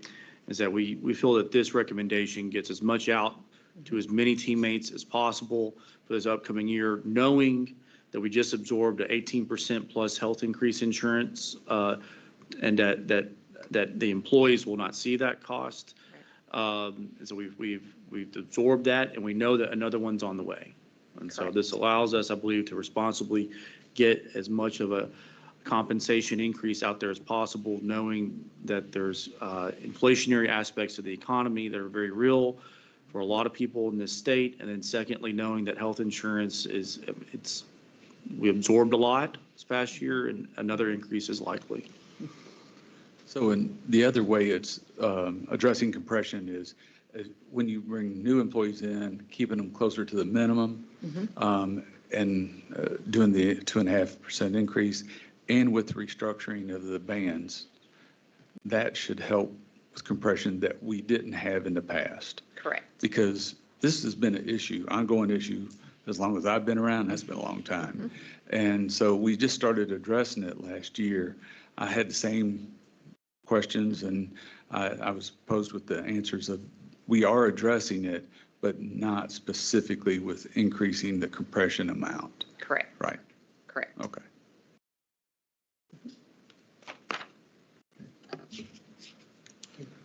I think Regent Witten has her hand up again. Yeah, Bridget, this is just another question, kind of based off of piggybacking off what Barry said there. So, you know, this idea that we are going to stay, you know, hiring those, because that's the problem, right? If we hire people above minimum when they come in, then we create this issue. So, I mean, in your experience thus far, has that kind of played out well, where we're telling, you know, our 16 institutions, you know, you've got to kind of hold these new folks back a little so we're not creating more of these issues? And also with the realization that, you know, in some of these hard to hire areas, that's just not feasible, correct? Correct. So I would not say, Regent Witten, that we are telling the colleges or the system office to hold people back necessarily as they're being hired. What we tell people is to do a fair evaluation. So as you're hiring, look at the credentials, the experience, all of the things of the individual that you're hiring, but then also look at the people that you already have within your organization. And what's their experience, what's their credentials, where do they fall? And then if adjustments need to be made for your existing employees in order to be able to hire someone in a hard to fill position or whatever that might look like at a higher salary, that's where the focus should be at that point. Okay, thank you. And Dr. Quarles, a question for you. So you were bringing up that the health insurance benefits and how that's going to be absorbed. So, you know, knowing that the colleges have allotted 3%, that 0.5%, I'm assuming that 0.5 is going to take care of alleviating some of that healthcare cost. Is that also accurate? It will not alleviate all of it. It all depends on what the increase will be. And that's one of the challenges, I guess you could say, is that, you know, we budget from July 1st to June 30th, and our health insurance plan is on a new year, a calendar year, and so we get these mid-year adjustments, and that's one of the things that we're evaluating. I know that this fall, Bridget and her team will have some more data to look at as we kind of evaluate our current health insurance plan compared to what other options might be out there. But it's the same challenge we have with tuition rates. You're not sure what it's going to be going into the new fiscal year. Some schools don't adjust their compensation until the fall, until they know what, I think EKU does that, until they know what the enrollment's going to be. And again, this proposal goes above and beyond what state government is offering state employees, and also above and beyond, I believe, at least half, if not more, of the other four-year public institutions. Bridget and Reverend, I'll follow up on Barry and Brianna. My concern is that, is like you said, you've got people that have been working at your institution for 10 or 12 years, and they're hard positions, and somebody else comes in. And I just want to make sure, or would like to make sure, that those people that have been there the 10, 12, 15 years are drawing more money than the people that have just started July the 1st, is what I'm saying is. And that's the problem that we've had. A lot of compression is, and the concern. So I leave that up to you to figure that out, and the presidents and Dr. Qualls. But, that's a grave concern, and that's a big on morale, that if you've got people that have been working for you for 15 years, and somebody comes in that's filling a vacant position in that department, and they're drawing the same money. Thank you, ma'am. Yep. Thank you. But through the, like with Your the. mic, is your mic Oh, on? it's on. It's not, okay. Sorry. Hello. There you go. So through the compression model though, like it's tiered, right? And so through that, like we're going to have a series of employees, like we had the Great Resignation several years ago. And so we have a lot of people that are going to fall under that first level of people that are not going to receive anything. And so this is a huge point for us to be able to help everyone as a team. And so I think that's important because yes, we have people that are compressed, and we need to work towards that. But she did, mention that it does help people move throughout the band.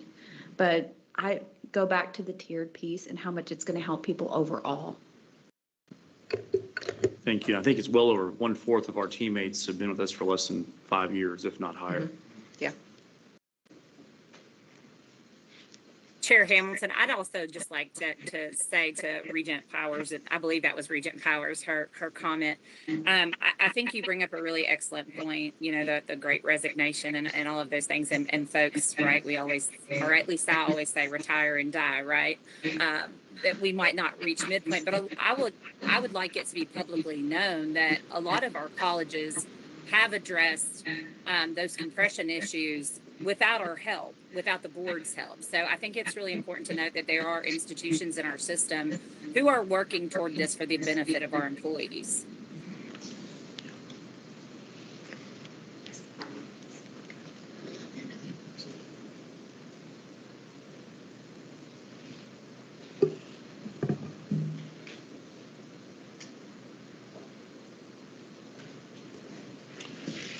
Okay, we still have a motion on the floor to approve the 2.5% compensation increase for all regular full-time and regular part-time faculty and staff who are actively employed on or before March 31st, 2026, and received at least a meets expectation M225 to 2026 performance evaluation.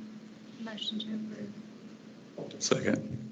Motion by Regent Horn, second by Regent Martin. Chair Hamilton? Yes. Vice Chair Stevens? Yes. Secretary Witten? Yes. Regent Cox? Regent Fulton? Yes. Regent Gibbons? Regent Hall? Yes. Regent Horn? Yes. Regent Hunt? Yes. Regent Martin? Yes. Regent McGraw? Yes. Regent Powers? Yes. Regent Rabinowitz, Yes. Regent Sutherland. Yes. Motion passes. Thank you.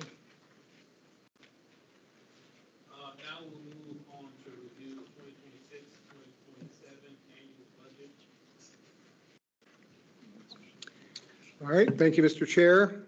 Just a couple of highlights from this year's budget as we put it together. As we mentioned, we asked our institutions to build in 3% for compensation at the time. The budget's always a moving target. We're always getting new information while we're in the middle of the budget process.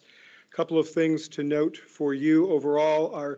Our state appropriation, while the general appropriation was held level, there were a couple of areas where we received funding last year that we're not receiving again this year. For example, this current fiscal year, we received $1 million from the legislature to help fund the forensic audit, which that has not returned. There was $1.4 million for West Kentucky Aviation Program that was one-time expenditure. We did, however, see the $1.85 million increase to the trains program. So all of that information is very helpful. And our performance funding will stay level throughout the year. As we've gone through it, just a couple of highlights to share with you in the overall annual budget, and I know it's a fairly large packet, so I'm just trying to pick out some of the highlights from within that packet of information. We're anticipating some grants and contracts to be down this year, just because of the nature of things at the federal level. We're anticipating that as 1.5 million across the system. We are hoping that our unrestricted grants will increase to the tune of about $8 million. Endowment income, we're anticipating being down just a little bit, and we are anticipating an increase in enrollment. We're also estimating the same amount this year for investment income. The expenses around personnel, we will see that increase based on the 2.5%. And then we will see our operating expenses overall as a system are being driven down by a couple of things. Fire Commission, a couple of schools have cut some of their operating expenses for this year based on individual college choices. There'll be less in capital outlay we anticipate this year. As you saw, we did a lot of capital projects in this last year, and grants being up. And so because of our increase in enrollment, we anticipate seeing our student numbers increased. And so overall, the budget does the 2.5% base salary, funds fixed cost increases in utilities, property, and casualty insurance. One item that was reduced is a payment that an appropriation we received through the General Assembly for fire and tornado insurance, which went down, but it's because that particular insurance went down. So it meets what the cost of that is. It funds fixed cost increases in our benefits program. It funds the cost of faculty promotions. It maintains a non-recurring budget for each college, the system-wide operations and support systems in the Fire Commission, and it provides limited safeguards against potential state appropriation reduction or enrollment declines. We're trying to be wise with our dollars and just be ready to address anything that we would need. So we are, with that, I will present the budget to you for approval.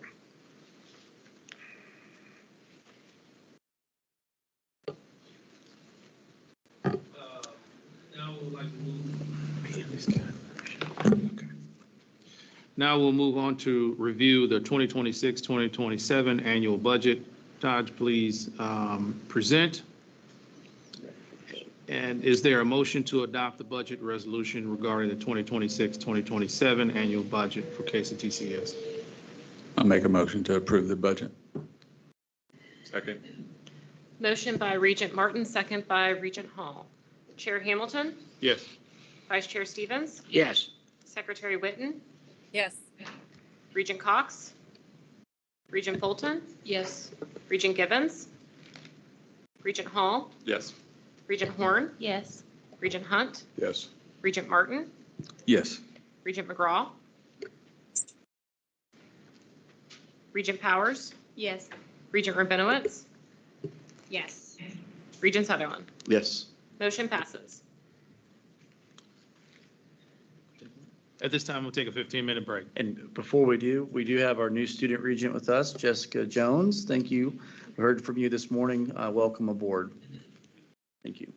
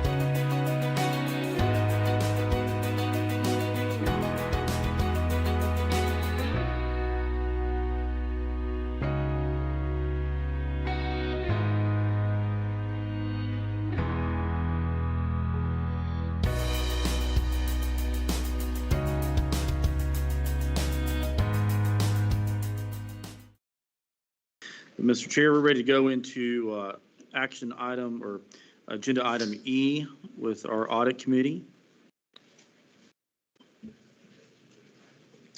Regent Cox is not with us today. We're going to continue with that item.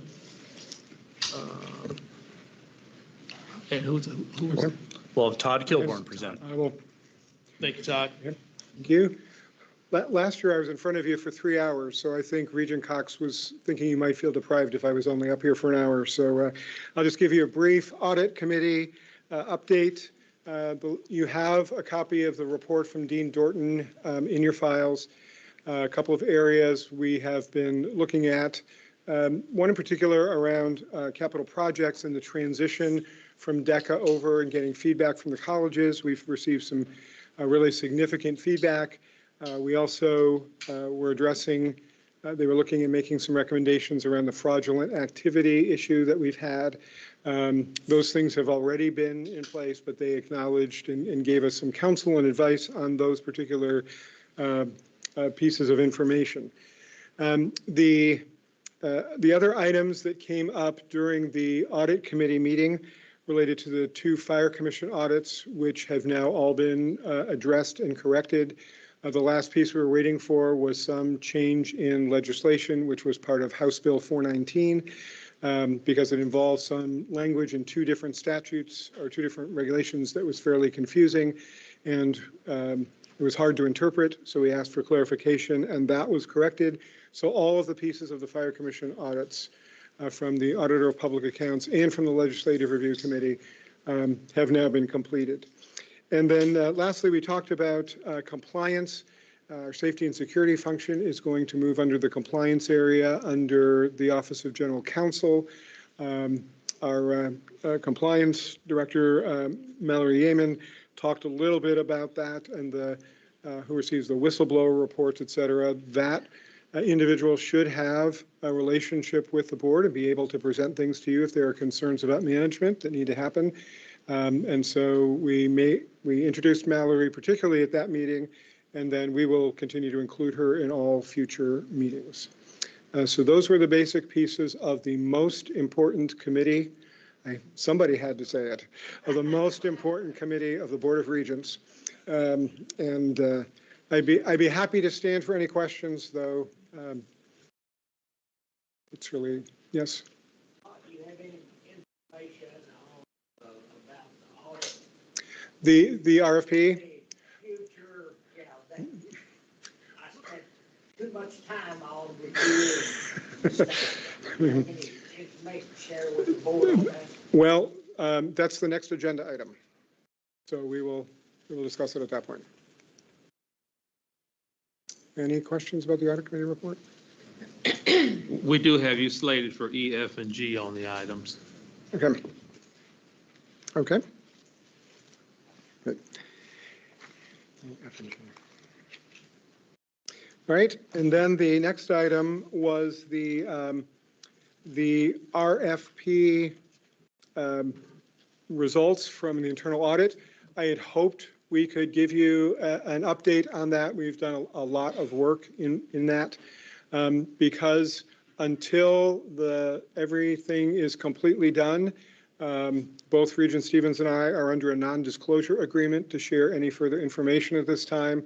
I cannot share it with you. I hope to do it. I was even just checking in during break to see if I had any information I could share with you, but I'm unable to do so at this time. Once we have a determination, we will send that information out to you as a board.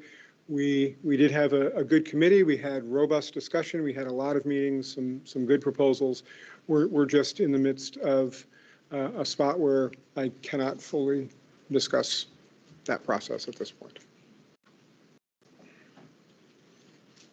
Okay. And so now I'll turn it over to Andy Casabier to talk to you about our semi-annual facilities report.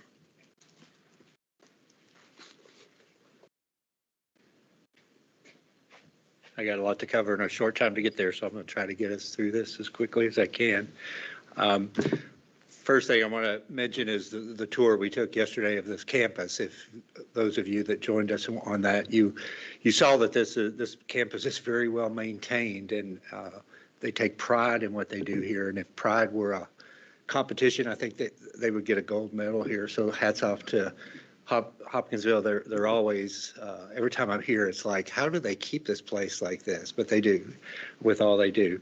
One of the other things we saw on the tour was at the Literary Park, which started in 1965 by the professor of drama here, and they've added to it over the years. In fact, I think the recent addition was just a couple of years ago. But one of the things there is the King Arthur's Round Table, and it kind of reminded me of KCTCS, because here we are, we're 16 individual knights, colleges that all have our own unique territories, our own unique strengths, and all that. But as we work together, we're able to pull things together and be more than we are each. And so I hope you guys get a chance to go over and look at it, and just think about that, as we work as a team across the system, how much that helps us all and raises our stuff. So with that, I'm going to try to navigate here. You do not have to be technically proficient to do this. So I'll just flip to you, okay? So first I want to just give you the status of where we are. So we still have 16 colleges. We also have 15 fire commission areas that are in our system. There are 70 campuses, plus Fire Commission has 16 locations.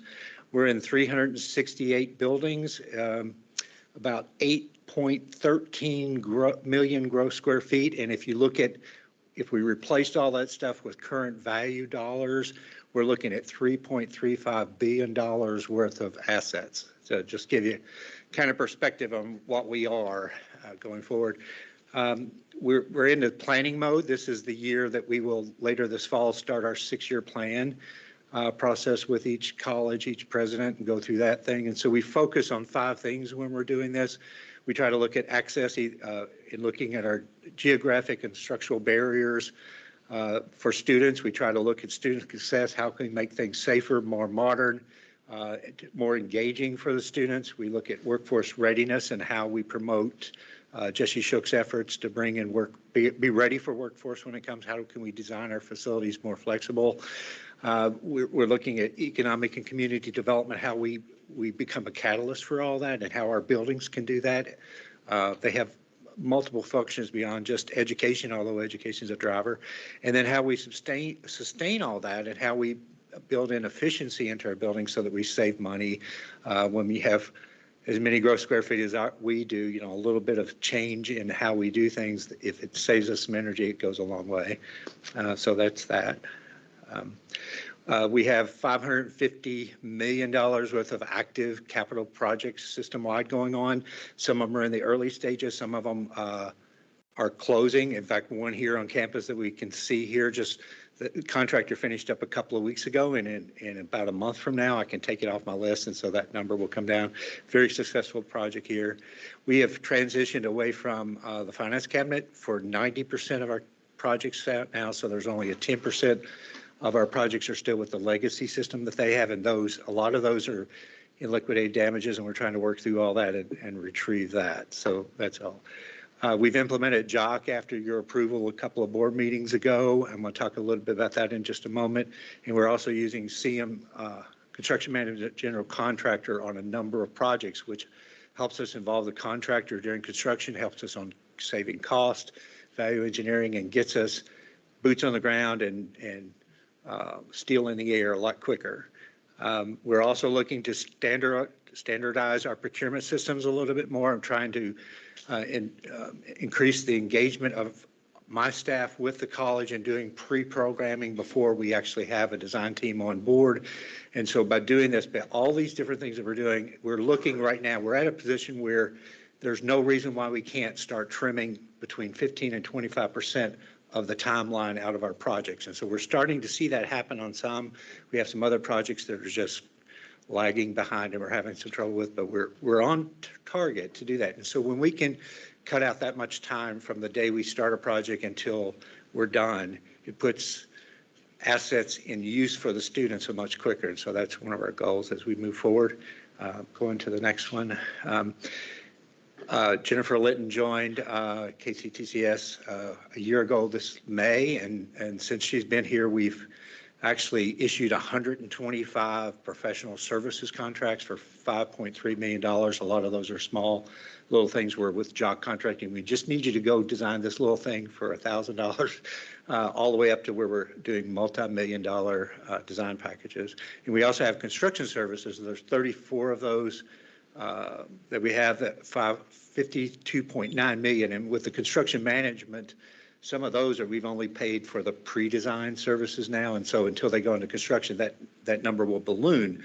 But that is a significant amount of procurement that we have done in a very short period of time for ourselves that wouldn't have moved this quickly if we'd still been with the other system. So go on. This is a list of the 104 active projects I have right now. The average project is $5.2 million, but we have projects at every college going on.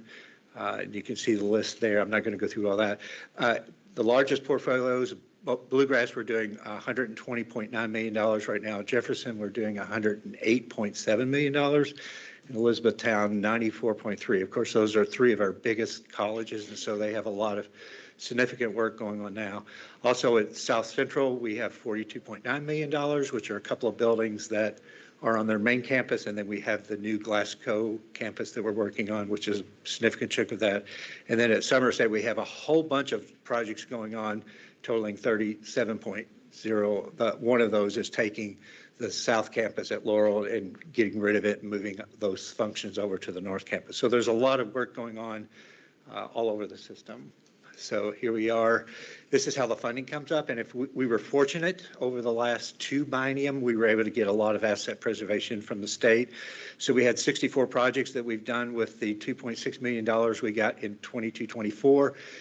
The beauty is we keep getting things to come in under budget. And so we keep on getting extra money, and we keep on going back to Dr. Quarles and say, hey, we have this new list of roof projects. We have this new list of this that we'd like to do. We've actually been able to do about $6 million more of roofing projects than we started out with, just the savings that we've gotten through asset preservation there. And because those are pools, every time we bid something, we get money back, we use it again. We have 23 projects that we've been doing in the 24-26 pool at $71 million. And again, we're saving money and reinvesting it back in. Unfortunately, this biennium, we're not getting quite that much money. We got a little bit over $34 million in asset preservation. Not 30 million of that will go towards security that we talked to you about was our number one priority. So we're going to increase security at all campuses to bring them all up to a level where I can report to you that we have safe campuses everywhere. So all 70 campuses will get some increase out of that $30 million over the next 2 years. We also got the money Dr. Quarles mentioned, the prison education program. We got a $42 million appropriation for the state from that. And then we have a number of projects that the state has given us authorization, no money, but authorization to use restricted funds. A number of those are with the Fire Commission and a couple at Jefferson and places like that. Go back one more, sorry, a little bit faster. So anyway, with all that going on, that's where we are. We knew that this was a possibility of happening. So at our facilities conference last fall, we talked with all the colleges about trying to look at deferred maintenance and preventative maintenance and try to plan for that. And so now that we have the reality that we're not getting as much asset preservation money, we'll focus this September on really helping the folks at each college, the facilities people, to start identifying things that we can fix now while they need a Band-Aid rather than fix later when they need surgery, right? So that's what we're going to try to do. Go on to the next one. And talking about deferred maintenance, we took a look at our deferred maintenance. It's close to $1 billion worth of deferred maintenance. When we look out over our system, 76.3 of that is complete building renovations that are necessary. We had a number of these in our 6-year plan and in our budget request last time, so we've already identified those ready to go. The issue is that if you look at the average age of a KCTCS building, most of our buildings are between 30 and 32 years old average. some are much older. And that's right at the point where a building needs some significant love in order to continue on. We have examples of successful. Right now, we have a building right here on campus. If you get a chance to look at it, we finished it 2 weeks ago. It's beautiful. It turned out great. The contractor did a great job. So when we're able to do that, we give that building another 30 to 32 years of life before we need to do anything else significant to it. So our strategy is to try to now look at how can we help our buildings live longer and not need the significant maintenance that they can need if we neglect that. So we're going to try to, even without a significant amount of funding, try to really whittle away at some of this stuff. Going to the next, Keith. Another thing that we're looking at, you've heard of House Bill 619. One of the things in there is that KCTCS is going to have to give them a comprehensive annual facilities report. The first one is due this year, October the 1st. And so I have a team on my staff that's already trying to gather all the data from that, working with the colleges. We have to give an inventory accurately of all our buildings and grounds. And even though we keep an inventory of that, we're going back and analyzing all that, make sure all of our numbers are correct, make sure we haven't got any redundancies or things we've left off, because now we're going to be held fully accountable with the legislature, not just amongst ourselves, about is this really what you have? So we're working on that. We have to talk about the square footage and acreage of our land. We have to talk about its utilization and about the ownership and how much we lease versus how much we own. Luckily, this year's report doesn't have to have it, but we're already starting to figure out how do we, for next year's report, we have to put another component in there that has to do with condition assessments.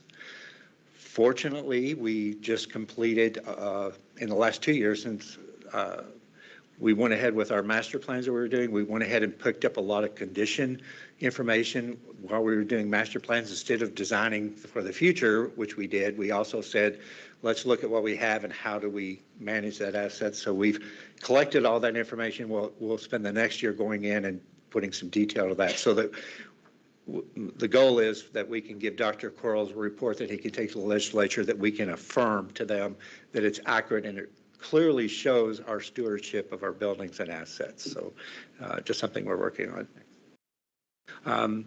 So talking about real estate, we have acquisitions. We've 80 plus acres for CDL. Fire Commission has done some things. Healthcare training expansions in your board report. We have a list of all those transactions we've done, all the dispositions we've done, and all the easements that we have going on. Right after this report, I have a number of things we're going to ask for your approval on for property acquisitions and dispositions. That'll be coming up next. So go on to the next. In safety, as Todd told you, that we're going to transition safety over to under the general counsel, and so that they can dedicate that a little bit more to trying to do some things to make sure we're in compliance with a lot of new regulations that are coming out. But what we've been doing in the past year is we've looked at all of our statewide emergency operations systems and have brought them all under more of a format, so that everybody, instead of having 17 different plans, we have everybody's plan kind of matches, so it's pretty more easy to manage all that. We've been working really hard on that. Our OSHA and health, environmental safety, we have beefed up our annual reviews of all technical and general ed programs. We send people out every year to look at all that, look for safety violations, and we're working to improve the safety. As you remember, a couple of board meetings ago, I showed you a new dashboard that we're using so we can keep track of incidents about accidents and things that are happening at the colleges. We've used that to try to understand better what we need to be looking at and helping the colleges manage more. And so we have that much more expanded and much more broadened. We also, as we're out there, my person in the field is ranking those things about how severe it is. Is it a life safety issue, or is it something we just need to fix? And how expensive is it? Is it something that doesn't cost money, we just need to fix it, all the way up to this is significant. So they better manage as we look toward deferred maintenance, because safety a lot of times is that, to try to have a better understanding of what we need to be looking for doing in the near future with that. The other thing, even though we have the $30 million safety master plan that we're going to use asset preservation money for, this year, starting July 1st, to start implementing some of that to get our campuses more safe. We already have $10 million worth of that kind of work already going on at Jefferson, Gateway, Owensboro, Big Sandy, and Henderson, and we use those projects with those colleges to understand what we now need to bring to the others. And so we're really focused on that. And even though safety and those guys are transitioning over to Jessica's shop, we will still be integrated with them, and we will be doing these capital projects to help that safety situation. So go on to the next. Energy conservation, I give you a report every year. There's more information in your board report, but I'm happy to announce to you that since 2015, we've saved,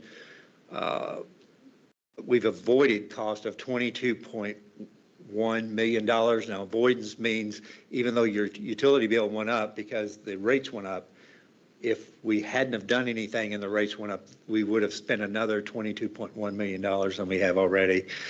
We also, in just this last year, the number is $3.6 million that we've saved in energy. We have 5 colleges that are a little bit under the savings line, but in your report, we've given you an explanation. What are those? Some of those are because we've been doing work in those buildings. We've had them under construction, or we've been we know of some we've had some leakages and things like that. But understand that when we see that and we're monitoring those things on a daily basis, when we see a trend happen where we know we have a situation, we're starting to look at those even faster than we used to. So the possibility that we're going to lose a lot of energy and a lot of money is getting smaller. We're being more reactive and at a faster pace. So go on to the next. So as we look forward, in our focus this year of everything, we're going to be really looking at safety and security and how we deploy the $30 million to bring our campus-wide safety strategies up to a level that we feel very comfortable about. We're going to be looking at infrastructure and how we maintain our infrastructure better so that our HVAC systems last longer, electrical and life safety systems. We're doing the Band-Aid now so we don't do the surgery later. We're also looking at how we get more in compliance, because we do every now and then we have an issue at a college where we're out of compliance with building codes or different laws, and so we're trying to work on that and train folks in the field a little bit better about when they are in a gray area that we need to address.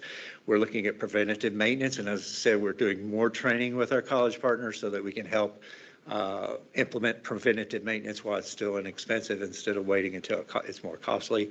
And we're focused on House Bill 619 of trying to get that comprehensive facilities planning not only ready for this year, but a system going forward so the data collection is much easier moving forward. So with that, I'm going to take you on a really quick tour, because you guys are the ones that approve these projects when you look at our budget and you give it. And I just want to show you some of the things that are going on around. And this is very quick. We're going to go all over the state in just a few minutes. So this is at Ashland. This is phase 2 of the main building renovation. It was a $9.3 million project. It is all complete except for one elevator. We couldn't do both elevators at the same time, so we waited till class got out this spring. The elevators under construction, so we will have that whole building, which is one of the largest buildings at Ashland, will be fully renovated by this September. Next.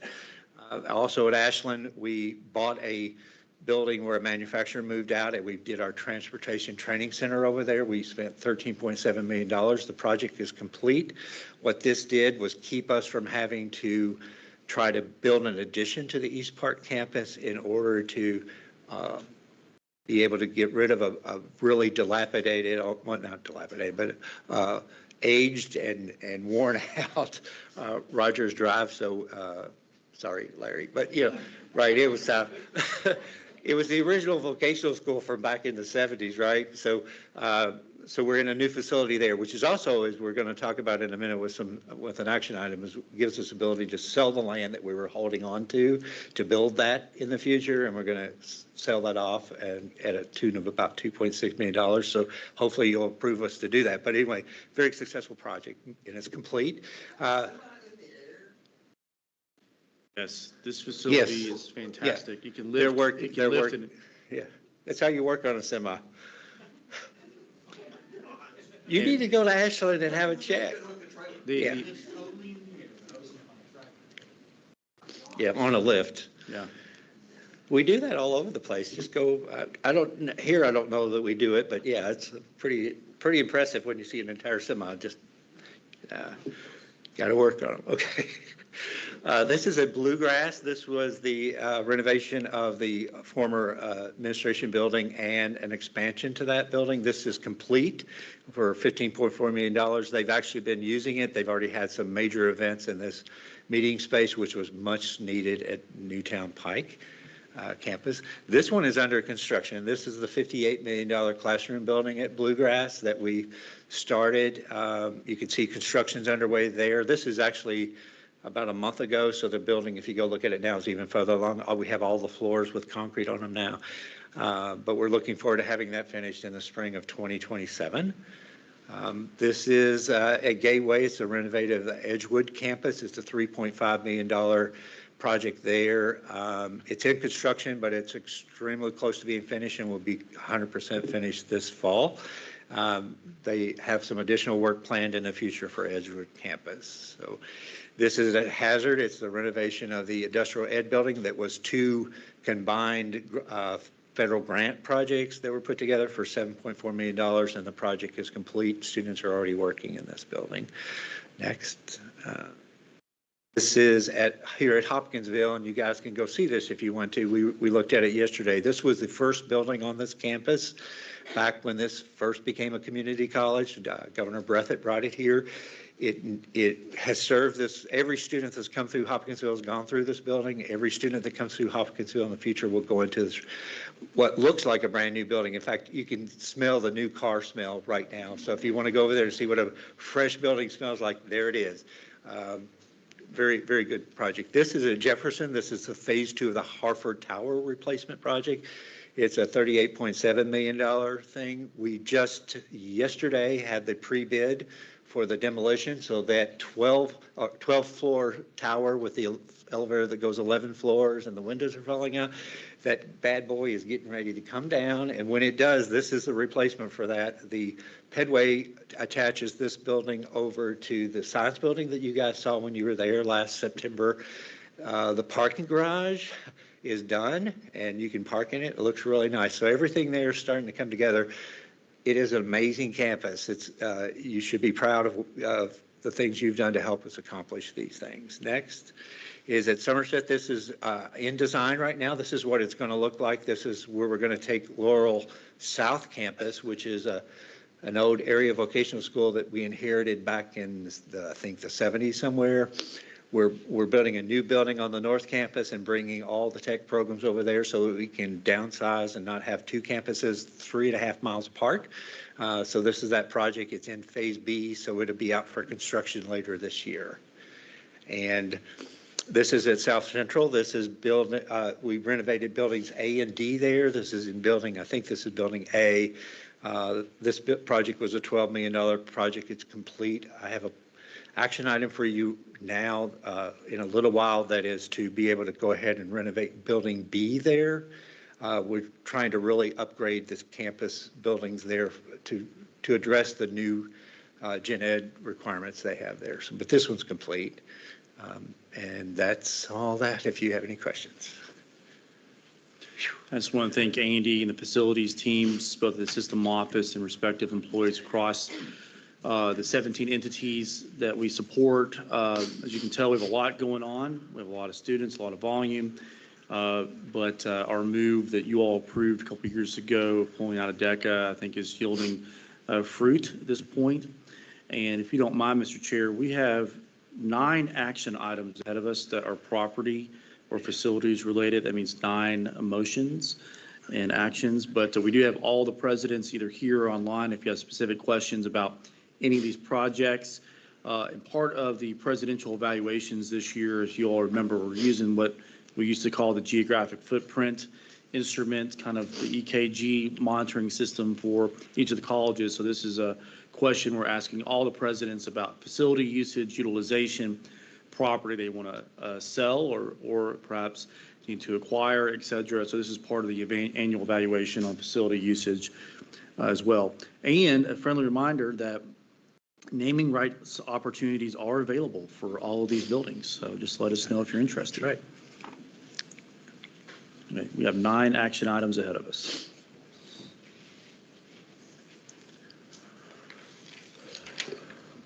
I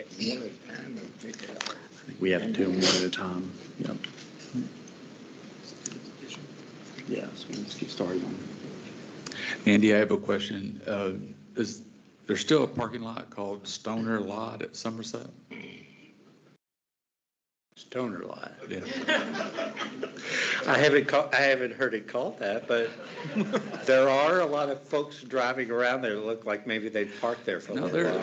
there is a lot. I have a picture of it. It's called Stoner Lot Stoner at Somerset. Lot, Yeah. It's, I'm wanting to maybe rename that the Martin Lot. No, I'm just kidding. We can make that I hear happen. we're going to get a donation from him so that we can That's rename right. I'll that make a as the donation. Martin Lot. I always thought it was If you do that, we'll repave and stripe it. Okay.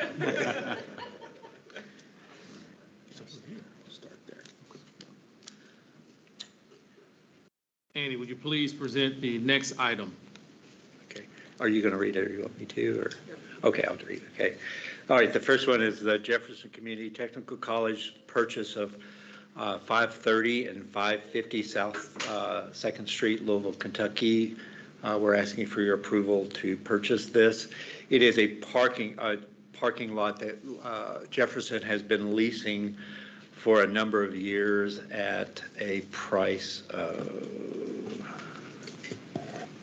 I don't remember, I think it's about $47,000 that they leased those 2 parking lots for. They're up for sale. We're afraid that if we don't buy it ourselves, that the new owners will decide it's not a parking lot and we lose that parking. It's also in a primary location that if we have this land, we would like to have it for future growth. So it's the annual rent is $74.760. If I look down there, sit here, I'd be better off. But it's just to protect growth there and to protect that parking for now. So we're asking for approval for this. So moved. Your second? Motion by Regent Powers, second by Regent Sutherland. Chair Hamilton? Yes. Vice Chair Stevens? Yes. Secretary Witten? Yes. Regent Cox? Regent Bolton? Yes. Regent Gibbons? Regent Hall? Yes. Regent Horn? Yes. Regent Hunt? Regent Martin? Yes. Regent McGraw? Yes. Regent Powers? Yes. Regent Rabinowitz? Yes. Regent Sutherland? Yes. Motion passes. Okay.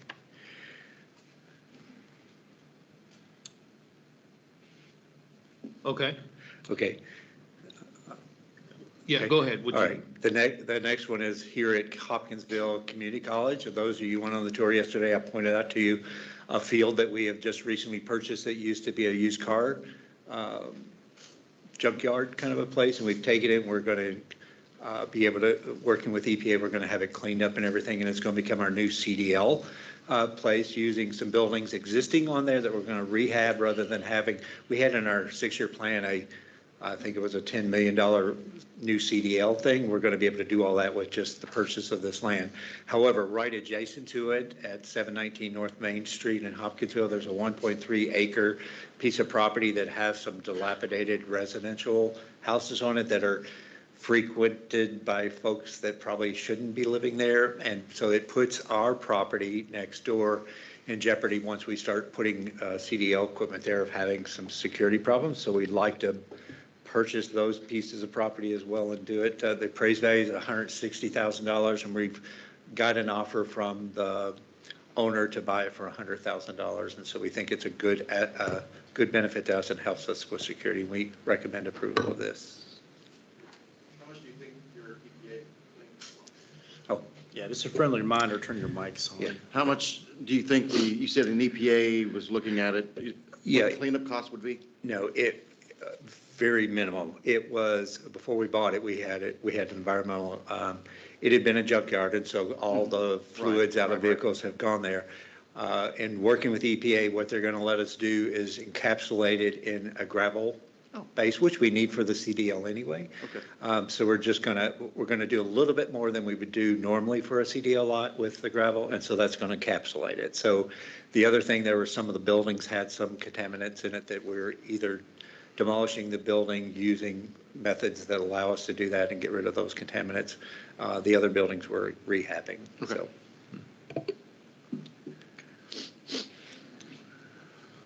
Is there a motion to?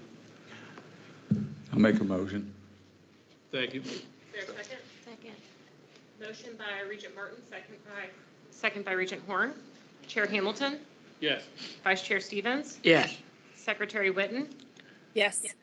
Regent Cox, Regent Fulton, Yes. Regent Givens, Regent Hall, Yes. Regent Horn, Yes. Regent Hunt, Yes. Regent Martin, Yes. Regent McGraw, Yes. Regent Powers, Yes. Regent Rabinowitz. Yes. Regent Sutherland. Yes. Motion passes. good, I get to eat lunch. I was told if I could get that approved by you guys, they'd let me have lunch. You got 7 more to go. No, but that was here. I'm not worried about lunch somewhere else. Okay, the next is Hazard Community College at the Lee's campus in Jackson. We have 3 small pieces of property that are there that we are not in need of. They would like to donate those properties. They don't have a whole lot of value. We'd like to donate those properties to the local government there. They went through those floods back in Eastern Kentucky a few years ago, and they need land in order to relocate some folks into that. So it's a good gesture from KCTCS and builds community support. We had the 3 properties appraised at $145,000, and we'd like to donate them. And speaking to President Linden, this is in the best interest of the college. Yes. Make a motion to donate those. Is there a second? Second. Motion by Regent Martin, second by Regent Powers. Chair Hamilton, Yes. Vice Chair Stevens, Yes. Secretary Witten, Yes. Regent Cox, Regent Fulton. Yes. Regent Givens, Regent Hall, Yes. Regent Horn, Yes. Regent Hunt, Yes. Regent Martin, Yes. Regent McGraw, Yes. Regent Powers, Yes. Regent Rabinowitz, Yes. Regent Sutherland. Yes. Motion passes. Okay, thank you. The next is at South East Community College and the old Cumberland High School property. I've been to KCTCS for 6 years. Before I got here, there was an effort, they somehow acquired that land, and I haven't been able to figure out whether we paid something for it or not. I don't think we paid anything for it, but we were looking for a federal grant to be able to rehab that building for the college to use and also to have community support there. A number of efforts have happened to try to get that kind of a grant, and we have not been able to.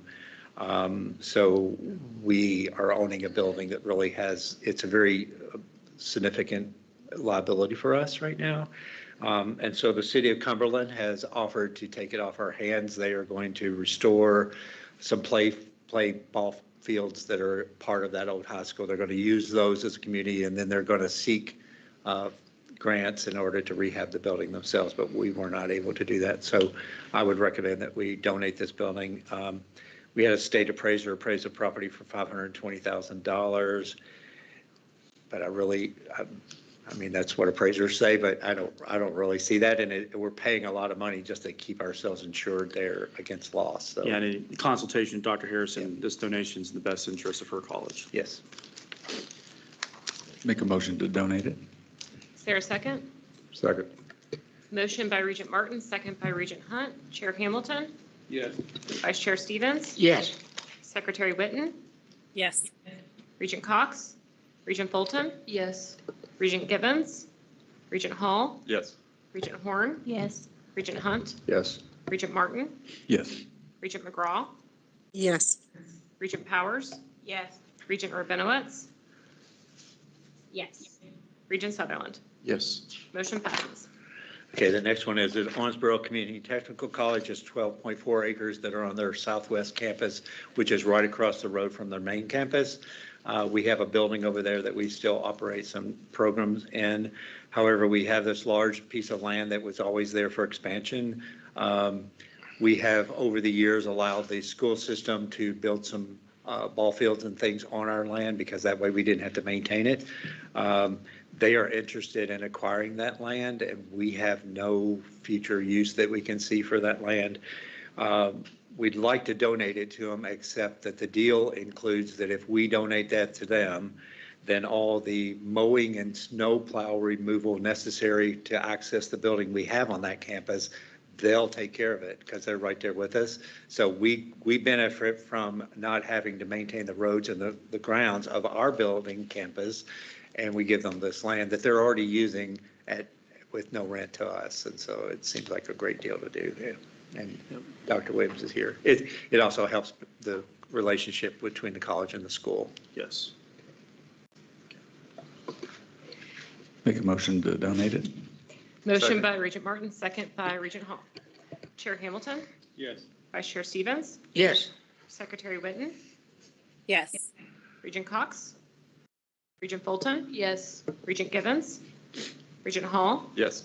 Regent Horn, Yes. Regent Hunt, Regent Martin, Yes. Regent McGraw, Yes. Regent Powers, Yes. Regent Rabinowitz, Yes. Regent Sutherland. Yes. Motion passes. Okay, the last property one. This is going to be a plus. So I showed you earlier a building where we renovated a building that we bought for transportation so that we didn't have to build a new transportation wing to the East Park campus. That frees up 131.2 acres of land that we have there at East Park that we don't need because now we have our complete plan there. And so we've been looking at what we could do with that. The Cabinet for Economic Development, working with President there, has said that they would buy it from us at the appraised value per acre. And so the appraised value is $20,000 per acre. So we would sell it for $2.6 million. And Dr. Quarles was able in this current biennial budget that we're just getting ready to start July 1st, all the proceeds from that land is going to stay with KCTCS and be reinvested into capital. So here's an opportunity. We're going to get $2.6 million that we can use to invest in our capital there and get rid of some land that we have not a use for. So I would recommend approval. Motion to approve. Motion by Regent Horn. Is there a second?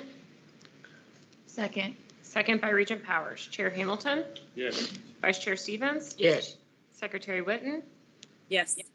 Regent Cox, Regent Fulton. Yes. Regent Givens, Regent Hall, Yes. Regent Horn, Yes. Regent Hunt, Yes. Regent Martin, Heck yes. Regent McGraw, Yes. Regent Powers. Yes. Regent Rabinowitz, Yes. Regent Sutherland. Yes. Motion passes. Okay, now 3 capital projects. So these are new things, okay? So at South Central, I showed you a picture. We just finished renovation of A&D buildings there. We've been working on a plan to renovate Building B. We were trying to use asset preservation funds, and at the time we were doing it, we thought we only had $990,000 that we could commit to the project because of, we've lined out all these projects to do. Fortunately, we've been able to save money over time. This project, really, to do it right, we were going to try to do something with that much money, but now that we can do it right, we now are at Phase B with a plan that would be $1.6 million that would totally renovate this building, create new gen ed classrooms that they sorely need there on their main campus, and rehabilitate another one of the buildings there on main campus.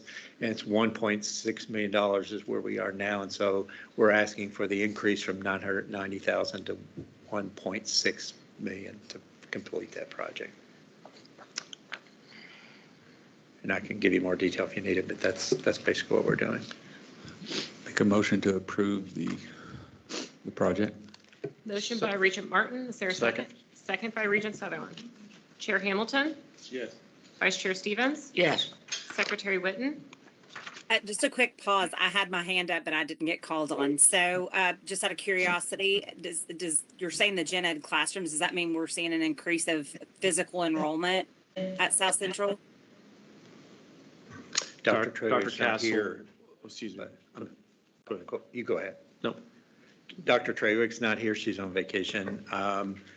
They've identified the need for these classrooms in Building A that they've used that building for some other administrative offices and things. So they've lost a couple of classrooms over there, so they want to pick up those classrooms over here. But yes, we wouldn't be doing it if they weren't needed, but I don't know the specifics of what classes would be taught in there, but. They are experiencing enrollment growth, though. Yes. I want to mention this one time, Andy. This is my last time to mention it, but every project that comes through here, we are looking at it based on the SJR guidelines, right? Yes, sir. Yes, we would not, we So wouldn't be doing this if it wasn't. Okay. Yeah. Good. If it's a building we should be getting rid of, we're not doing those buildings. I just want to remind everybody that that process is in place and Yes, sir. we're still, okay. Yes, sir. All right, I'll resume with the vote. Secretary Witten, Yes. Regent Cox, Regent Fulton, Yes. Regent Givens, Regent Hall, Yes. Regent Horn, Yes. Regent Hunt, Yes. Regent Martin, Regent McGraw, Yes. Regent Powers, Yes. Regent Rabinowitz, Yes. Regent Sutherland. Yes.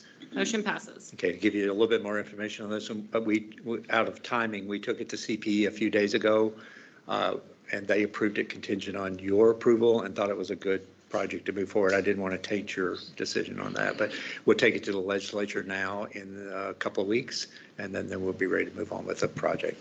Okay. And the last one is at the Fire Academy, at their, the National Responders Training Facility.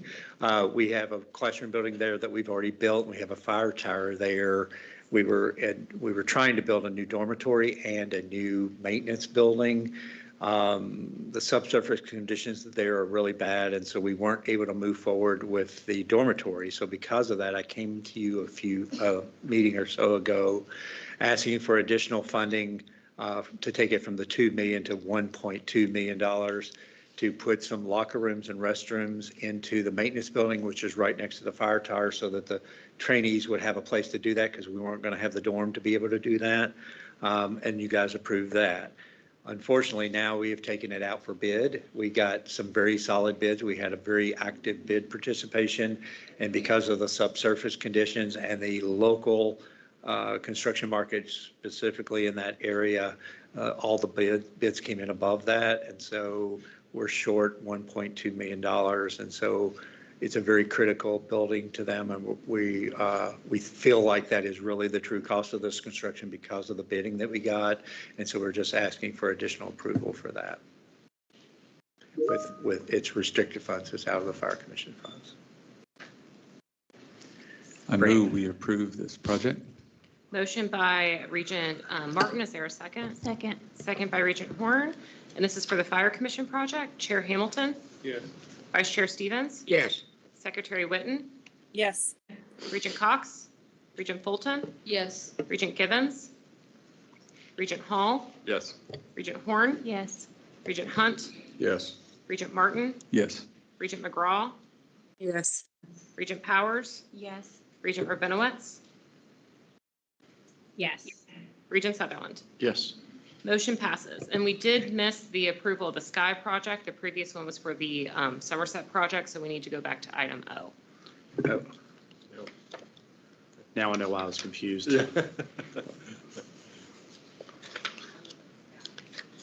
Yeah, we voted on Somerset. That's when the question from Regent Witten came from. I think we got confused and and skipped over action item O. can you find it there? Because I don't even have the paper with me. Sorry. Yeah, so this,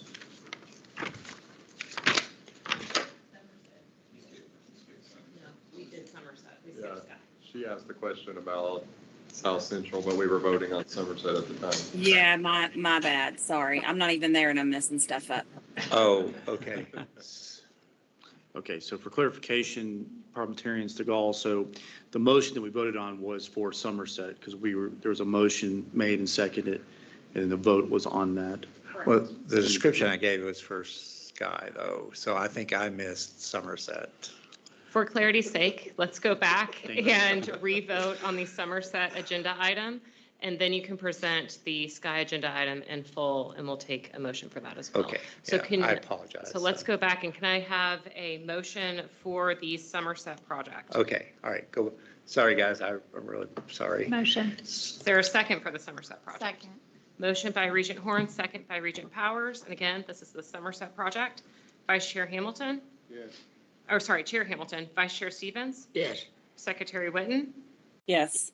Regent Cox, Regent Fulton, Yes. Regent Givens, Regent Hall, Yes. Regent Horn, Yes. Regent Hunt, Yes. Regent Martin, Yes. Regent McGraw, Yes. Regent Powers, Yes. Regent Rabinowitz, Yes. Regent Sutherland. Yes. And now the South Central project. Yeah, South Central Building B is the one that we were trying to do with asset preservation funds for the 990. Now we need to move it to 1.6. The reason is they need some additional gen ed classes on their main campus, and this is the next building in line for the renovation. We have it through B, so we feel pretty solid that this amount of money will take care of it in bidding. This is the one that has, that we need to move forward, yeah, out of asset. So it's out of asset preservation money with money we've had left over from projects that we've bid and come in below budget. Is there a Make a motion to approve the project. motion by Regent Martin? Is there a second? Regent Witten. Second by Regent Witten. Chair Hamilton, Yes. Vice Chair Stevens, Yes. Secretary Witten, Yes. Regent Cox, Regent Fulton, Yes. Regent Givens, Regent Hall, Yes. Regent Horn, Yes. Regent Hunt, Yes. Regent Martin, Yes. Regent McGraw, Yes. Regent Powers, Yes. Regent Rabinowitz, Yes. Regent Sutherland. Yes. Motion passes. Thank you. Thank you all. Sorry. One quick comment.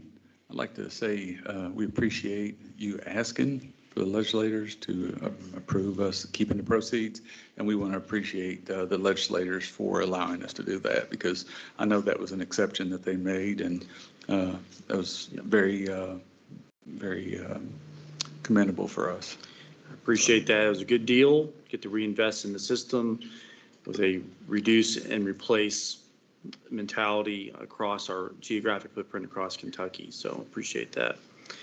And with that, Mr. Chair, that gets us through facilities. I'm not sure what the group feels like. If you want to take a break for lunch, lunch is ready. I heard a yes. Yes. I anticipate maybe an hour, hour and a half more of agenda items left. So if it's okay with you, Thank you, Mr. thank Chair, you, thank you. recommend a 45-minute lunch break, if that's okay. Good. And before we do, if you don't mind, if I take a personal liberty here, we do have a regent who's retiring after today's board meeting, and that's Regent Barry Martin. He has served 2 6-year terms on the board. And so you got to think about that. He has served on this board for over 1/3 of our organization's history. And you've seen a lot. I was kind of thinking about this. You bring an employer perspective to KCTCS. We appreciate that all the time. You've committed all the driving that you've made, meetings, committee meetings, regent meetings. We appreciate that. You served as an officer, served as a member, a chair, and now a past chair. You've gone above and beyond with your devotion towards this entity. And here's a few things I was thinking about that you were on the board, we had to implement. Dual credit. Look at where we're at now. You were there during the COVID years. They're very disruptive periods for our institution, and now have been here with us during the rebound. And as this morning, exceptional graduation numbers. You were there during transfer improvement as well, and that's an ongoing process. You were there during the transfer bill being passed. You've worked with all 4 KCTCS presidents, as well as numerous presidents across the state, and you were there for the conception, building, and completion of the JCTC parking garage as well. So that's a great tenure that you have. And we do have a gift for your appreciation, but before I hand it to you, if any members would like to say a few words, Chair, if you want to say a few words. I do. Barry has been very instrumental to my understanding of the organization as a whole. The way you deal with the regents, where you look from the outside and inside of the organization, has really been, again, been helpful to me. I wish you the best moving forward. I'm sure you're going to be doing some luxurious things moving forward. Stay off that motorcycle. Will do. I'd like to say, Mr. Chairman, I've known Barry through his first term and his second term. Basically, we've been through a lot together.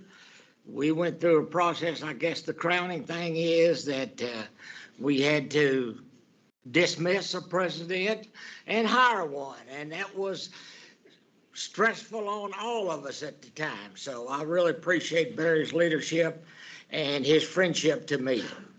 Thank you, Barry. Appreciate you too. Well, anyone else? I'd like to come on the record and say thanks, Barry. Being on the board has kind of given me a perspective of what it takes to serve Kentucky and do it for that many years. Deserves commendation. So thank you. Thank you. Do we get to name a parking spot after him since he made it to the For parking the garage? right donation. Stoner lot. Stoner Martin lot. One thing President Quarles forgot to say is the foundation of me being here is I am a product of Prestonsburg Community College. And that's where it all started. And I'd like to say that that's the building block for me to be here. Because without Prestonsburg Community College, I may not have even went to college. And I went on to UK, and so it's been great.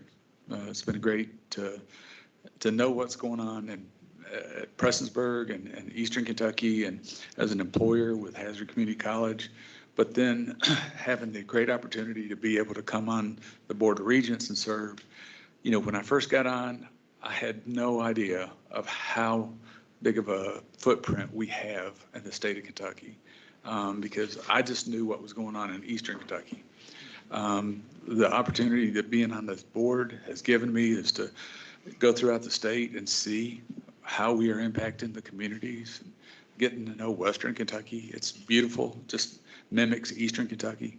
I would have never had those opportunities if I had not been on the Board of Regents. So have seen a lot and gone through a lot, but I can honestly say out of the, I've been around for 14 years, 2 years I was kind of in transition there, but out of the 14 years, I've seen a lot, and there is, it's not a coincidence that our numbers are at all-time high right now, because I think the quality of our leadership and the quality of our presidents, quality of our systems office is at its high as well.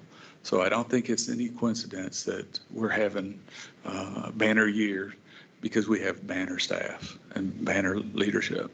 So really appreciate it. I really appreciate getting to know all the Board of Regents throughout the years.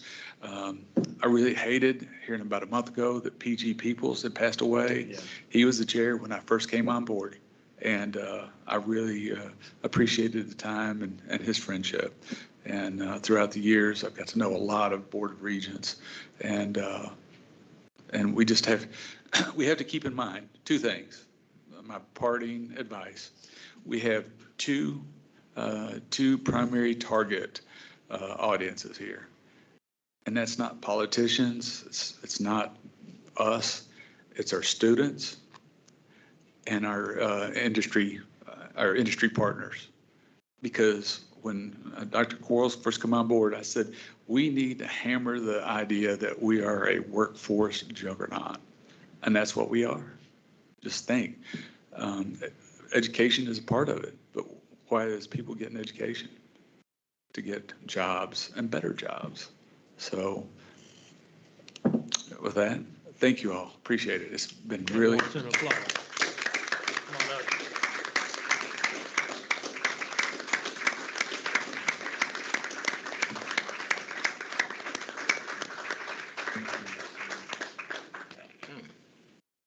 We have a presidential gavel, the years that you served here, so use it at your own discretion, and a certificate of appreciation. So thank you. Please take the photo. Blair will take it, and break until 12:45. Sounds good to me. All right. Break time. All right, 12:45. Oh, we get in front of it back.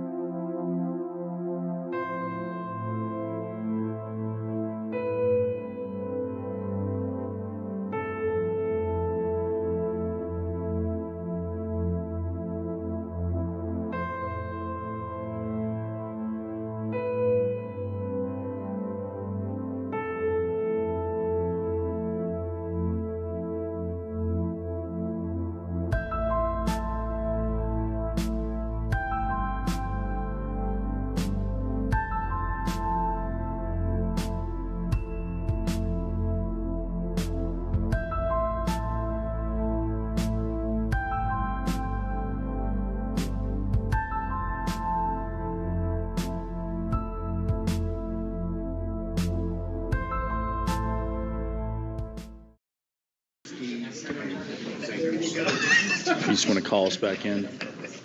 I would like to call us to order, please. Thank you.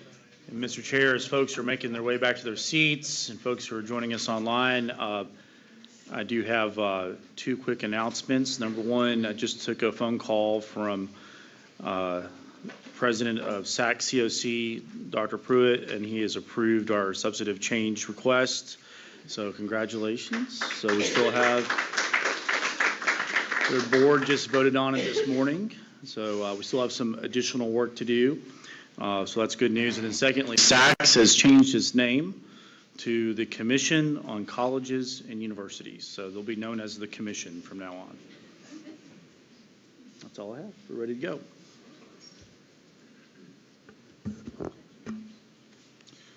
All righty. Now we need to ratify the personnel actions. Could you please present this item? Yes. So good afternoon. In your board materials, you're going to have the personnel action report for the period of February 1st, 2026 through April 30th of 2026. In that report, you will note that Jefferson Community and Technical College did have an instructor who passed away in April. So I would ask that we please observe a moment of silence in his honor.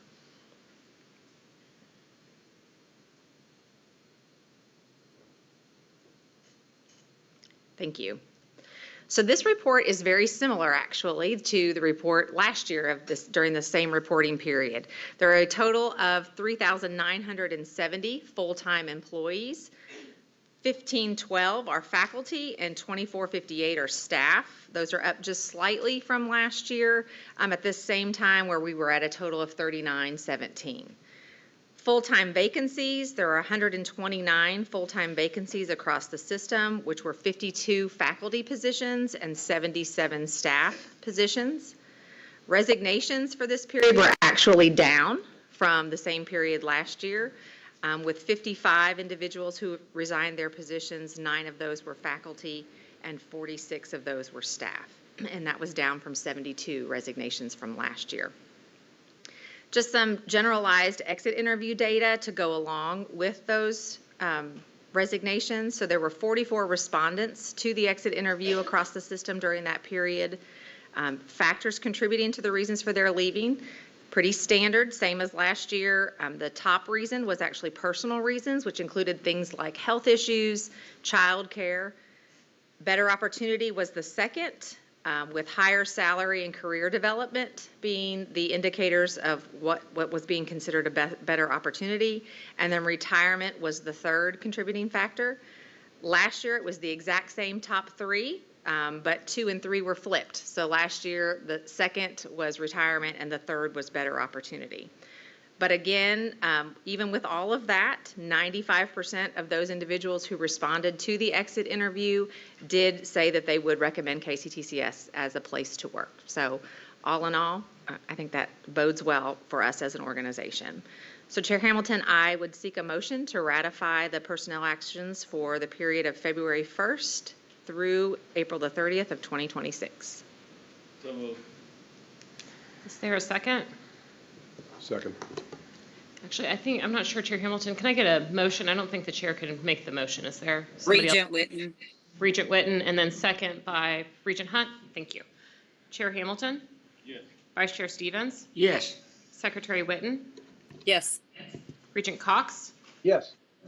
Regent Bolton? Yes. Regent Givens? Regent Hall? Yes. Regent Horn? Yes. Regent Hunt? Yes. Regent Martin?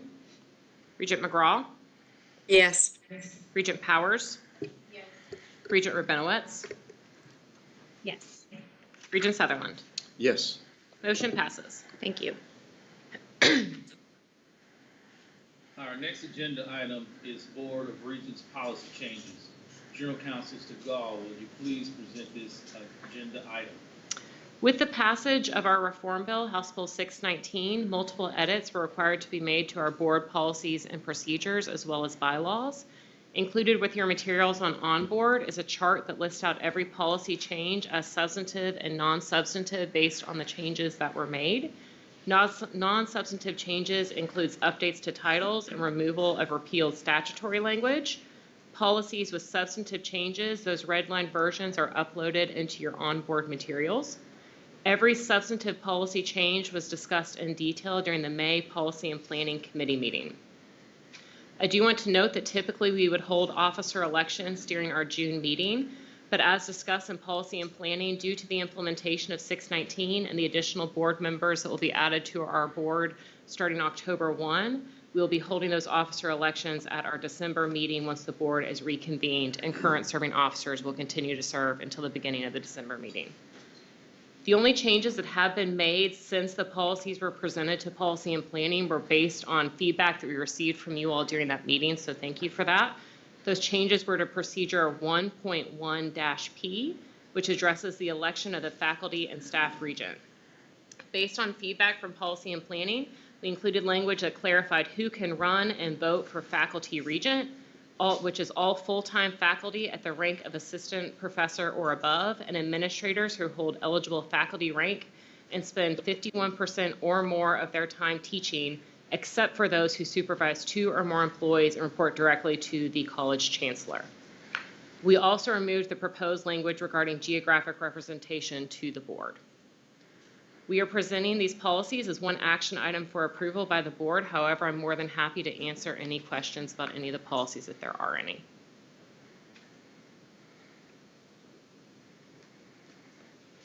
And if not, I would ask for oh wait, Regent Whitten, sorry. I keep thinking everybody can see me, but I guess not. That's okay. So I just want to kind of go back to something that you said. You said that the elections, because the elections won't be taking place until the December meeting. Is that correct? And then That's correct. the officers currently will continue to serve. Correct. But I know we have to have the new board implemented by October 1. So, right. And I mean, I'm the lone person, right, that this would affect. So if for some reason I was not reelected, then you would also need to hold an election to fill my position, correct? So we won't have our new board members until October 1, so we'll be holding the election at the beginning of the December meeting. So Regent Whitten, if for some reason you were not elected, that election, you would still be serving at the September meeting. And then the election would occur at the beginning of the December. Just wanted to clarify. Thank you. Not a problem. Any other questions? If not, I'll ask for a motion to approve the policy changes. Motion. Motion by Regent Hall. Is there a second? Second. Second by Regent Powers. Chair Hamilton? Yes. Vice Chair Stevens? Yes. Secretary Whitten?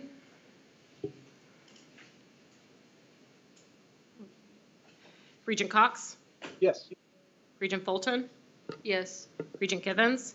Regent Hall? Yes. Regent Horn? Yes. Regent Hunt? Yes. Regent Martin? Regent McGraw? Yes. Regent Powers? Yes. Regent Rabinowitz? Yes. Regent Sutherland? I think Brianna's trying to vote, but yes for me. Is that a yes vote for you, Regent Whitten? Yes, it is. Sorry, I couldn't get my mic on quick enough. Thank you. Motion passes.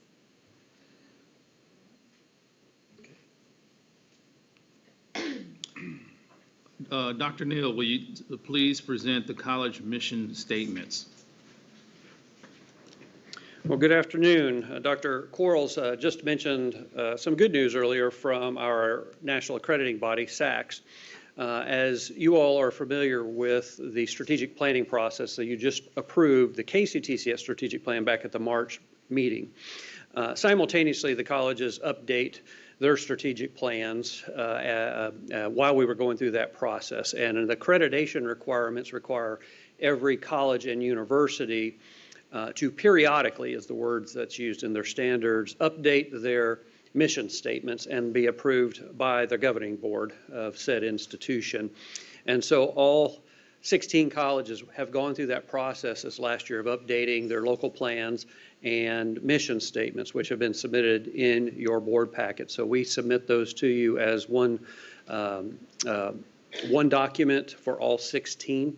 Historically, up until about 4 years ago, we would bring 4 colleges' mission statements to one June board meeting, and then the next year we'd bring in another 4, and we rotated them like that. But 4 years ago, we just decided, since we were instituting a new 4-year strategic plan, we'd bring all 16 of them to you at once. So now, 4 years later, we're bringing all 16 back to you, and that 4-year review meets SACS standards. So I submit that to you for your approval, Chairman.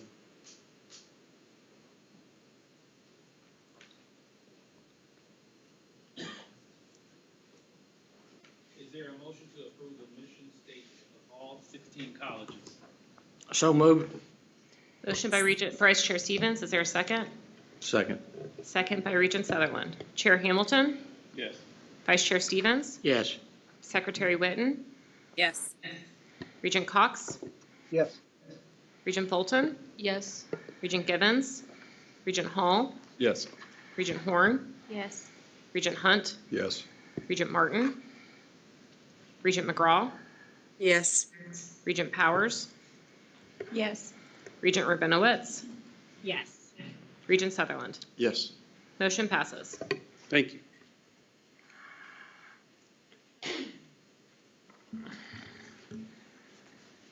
The next item on the agenda is to review the approval of the KCTCS President's Annual Evaluation.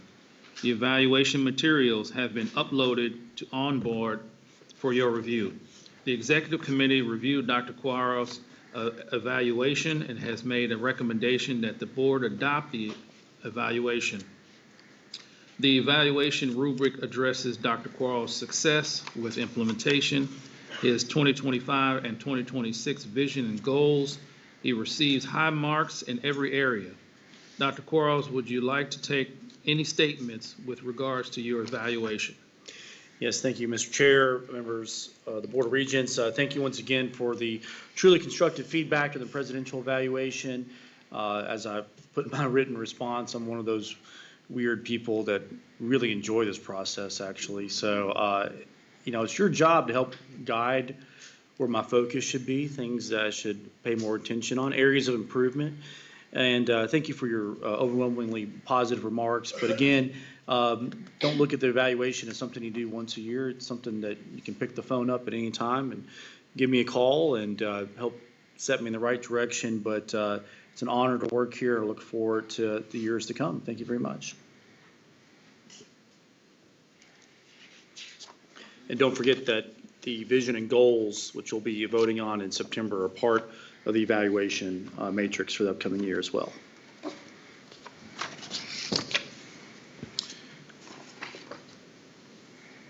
The request is there a motion to approve the KCTC President's 2025-2026 final evaluation? Motion So to moved. Motion by Regent Horn. Is there a second?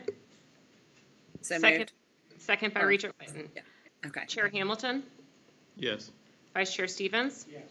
Secretary Witten? Yes. Regent Cox? Yes. Regent Fulton? Yes. Regent Givens? Regent Hall? Yes. Regent Horn? Yes. Regent Hunt? Yes. Regent Martin? Regent McGraw? Yes. Regent Powers? Yes. Regent Rabinowitz? Yes. Regent Sutherland? Yes. Motion passes.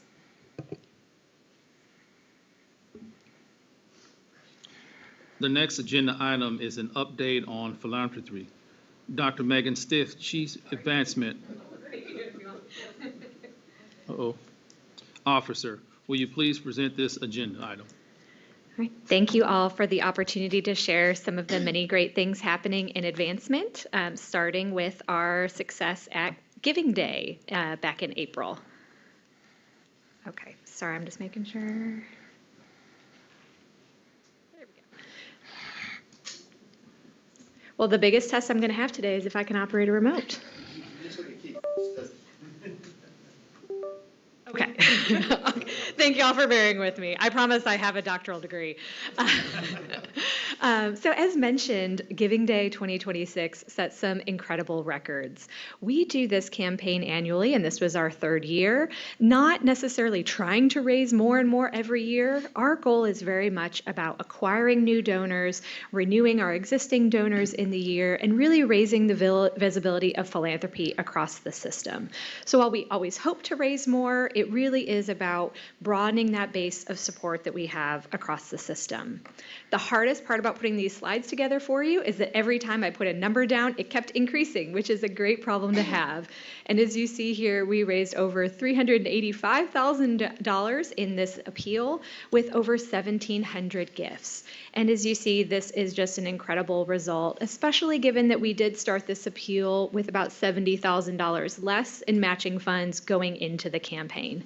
That's for a variety of reasons, and especially some of those are corporate gift contributions that are sometimes fluctuating from year to year. But really knowing that our goal was very much about participation and trying to bring more people into giving through KCTCS.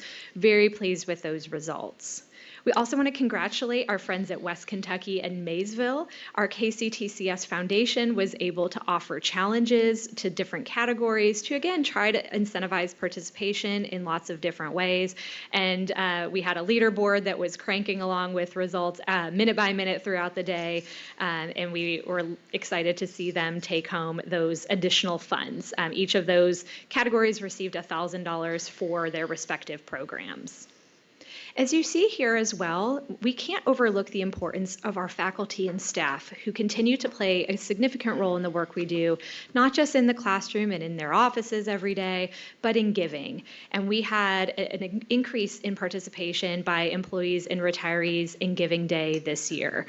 So while we continue to find ways to engage our alumni, our employers, even our current students and friends of KCTCS, want to be especially grateful for the contributions that our employees made to this campaign. Perhaps the most fun part of Giving Day to me is the opportunity to tell the KCTCS story in so many unique and creative ways. One of my favorites, there was a Devil Wears Prada 2 spoof that had a lot of traffic online. There were some really creative and just fun ways to get people engaged and connected. There were events at many of the colleges throughout the day. There were live streams. There were a lot of videos and photo testimonials, even really cool tote bags, which I'm a proud owner of now because it's really exciting just to see the different spin that each college put on how they embrace their Giving Day and how it fit with their broader philanthropic strategies. Also, you might have noticed that when you had an opportunity to make a gift, and I'm not going to put everybody on the spot, but I know several of you did, so thank you for participating in that campaign. You had a chance to explain why you gave. And some of these quotes here, I hope give you inspiration and encouragement, seeing that donors appreciate and see the work that you're doing and embrace the mission that each of the colleges and our system have. So that's just one of my favorite things, is being able to see those quotes and comments come in through those gifts throughout the day. This year was also particularly powerful in that we used the same system for a second year in a row, which might not sound real exciting, but it is in terms of being able to look at data and past performance on the campaign so we could change how we adapt our strategies to encourage and incentivize activity throughout that day. So as you might see here, there was a peak last year in where giving happened, and this year we timed some of our matches and challenges later to try to have prolonged giving throughout a later point in the day, and that worked. And we can't make those decisions without being informed by data, because the beautiful thing about fundraising is it's not just this magic thing that some people can do. It's not a gift you're born with, or you can do it or you can't. It is very much a mixture of that art and science, and the science really gets to play heavily into what we do on Giving Day. So we're really excited to continue to take what we learn and build on that success. Yes? Sorry, it looks like there's a trend between 10 and 11 o'clock. Yes, wasn't that interesting? Yeah, what are you all doing between 10 and 11? Yeah. Is that when an email blast goes out? Are you seeing any... What we think is happening, so this was the first year we could see it did happen twice. We see a lot of morning of announcements, emails, a lot of social media activity right out of the gate. So we think there is a degree of people seeing it. I don't know, maybe every employee in KCTCS stops at their desk right around that time and stops to make a gift. We've had things like coffee trucks. I was going to say that the 3 p.m. spike is when the coffee truck showed up. Yeah, so it really is, I don't know that there's one singular thing that did it in that kind of volume repeated over 2 years, but I do think it shows that, our strategies sometimes have to be different than the four-year environment. A lot of some of the universities really push evening giving.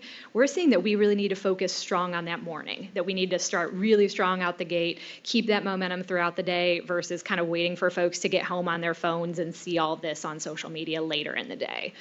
So I think this allows us to see what works for us, what our supporters are responding to, and again, drive those tactics. So we will probably do even more in the morning next year and keep those coffee trucks. Maybe we need a bourbon truck or something later at happy hour. So again, it just helps us, instead of shooting in the dark, we can kind of see what people are responding to and adjust from there. Great question. Anything else before I move forward from Giving Day? All right, well, I know this is a lot of data to see, but did want to give you a sense of where giving stands across the system as we're concluding the fiscal year. We're currently down about $4.5 million in giving from the prior year. However, I will say that that's not entirely unexpected. Our focus the last 2 years has very much been on building that base of support. And while we still continue to have major gifts coming in, and we actually have several 6- and 7-figure gifts in the pipeline that I can't quite get into yet today, it's not all my great news to share, but there are some very exciting gift announcements coming. We wanted to make sure that we have a strong annual and online giving program, because that is such a key piece of our giving infrastructure, so that then we can move people to those higher levels over time. So our goal was very much on increasing the number of donors, increasing our donor retention, and I'm excited to share that both of those metrics have surpassed last year's totals, and we're on track to exceed our retention rate from last year. So overall, the things that we're doing are working, and it's allowing us to engage much more people so that we can move them through those various levels of support. So we've had this great, one-day appeal. We're building more of this annual giving program, but now what? That's the question that we're working through with all of our college advancement and their teams, really thinking about how we not just focus on that type of more transactional giving, but really build some capacity and knowledge to move some of those donors to that higher level of giving through a more relational approach.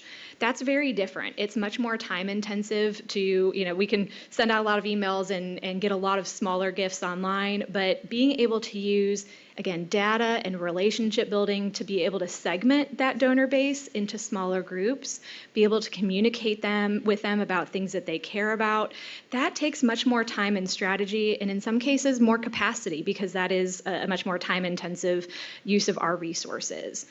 So we're really asking a lot of those questions and providing tools like a self-assessment for our colleges, as well as the completion of a consulting project that we've been working on for the last year to help identify benchmarking and opportunities for potential growth within our system at each college. Something we undertook as part of that project was a prospect pool analysis, which looked at over 400,000 individuals in our donor database and rated them for a potential affinity and capacity for making those major gifts. So each college has received a list of thousands of potential supporters. And again, it's still a best guess with data, but it's a starting point for some of those more personalized, relational type conversations. It provides a groundwork for that work. So we are going to be working with the colleges over the next several months to talk about redefining what that portfolio looks like. And when I say a portfolio, that means an assigned group of individuals, either organizations or people that each advancement lead is working with. And instead of trying to have a spray and pray approach or work with a ton of people, how do we get really focused based on what the data is telling us, and really have a plan for those relationships so they're moving in and out of that portfolio, and we have a much more strategic and organized way for the way that major gifts are being developed. We're creating a lot of processes around that, a lot of educational opportunities also to learn about the nuances of planned giving, and also making sure that we provide strategic planning support to our advancement folks, that as you see the strategic goals that KCTCS has, know that there's a lot of work that philanthropy needs to play in being able to provide the resources needed to accomplish those goals. So we're talking a lot about data, looking at the activities that we're doing in fundraising, And not to say that, yeah, I love a good golf scramble, but not to say, events have a place. They're a chance for us to open the door and bring people in, but making sure that we're also equally resourcing, again, that relational work and thinking about this as an entire development program and making sure we have plans at each step that you see here on that pyramid as we take folks into the world of philanthropy and help elevate their goals through the work that we do longer term. So just a couple quick things we wanted to celebrate with you. This is also event season as we ended the academic year. We had some really creative events that were used to, again, broaden that base of support, get people connected with the mission and excited about the work happening locally. Everything from dueling pianos to some derby celebrations, and a lot of just really creative opportunities to get involved. So we'll make sure as we're going to head into fall, there will be a lot more events coming, so you haven't missed your chance. If you would like to go to some of those golf scrambles, galas, we'll share more dates with you in the future as those are scheduled for fall. Perhaps what I think is most impactful, though, about this time of year is many of those events weren't just about raising money. It was about celebrating the impact that donor dollars have in accomplishing the mission of each college and also directly impacting students. So here you see just a few examples. Each college has a lot of ways that they recognize and celebrate impact, but whether it was bringing scholarship donors and recipients together around the same tables like they did at Bluegrass, whether it was making summer camp opportunities affordable for students at Gateway, also had a wonderful new endowment that happened at South Central, and also a student's professional and personal growth that was able to be fostered by having her speak at a national conference and address multiple presidents from across the country. KCTCS is having an impact both at that statewide and national scale, and we're just proud to be able to facilitate that impact through philanthropy because of our generous donors. That's who truly deserves all the credit. We're just the one they give through to get to that mission that you help support as our board. So I'd also not be doing my job if I didn't remind you that it is almost fiscal year end time. It's not too late to make your gift, so we have 100% support from our board. You can do that online or certainly see me, and we would love to set that up in a way that is convenient and impactful for you. I'll also say that this is a bittersweet meeting for me and that it'll be my last time representing the statewide advancement team. I'll be returning to my role in advancement at Elizabethtown Community and Technical College starting in July. But I'm very excited to know that we'll have incoming interim leadership that's been identified, and we'll start here actually next week and then undertake a permanent search for a replacement. So I just wanted to thank each of you for the commitment that I've seen from you personally over these last few years, and what an honor it's been to get to work with the amazing folks, our presidents, their advancement teams, and I'll still be working with them. I'll just have a different title and here to help however I can. So thank you for this opportunity. If you don't mind, Mr. Chairman, just want to say a public thank you to Dr. Stith. She's had to build a team.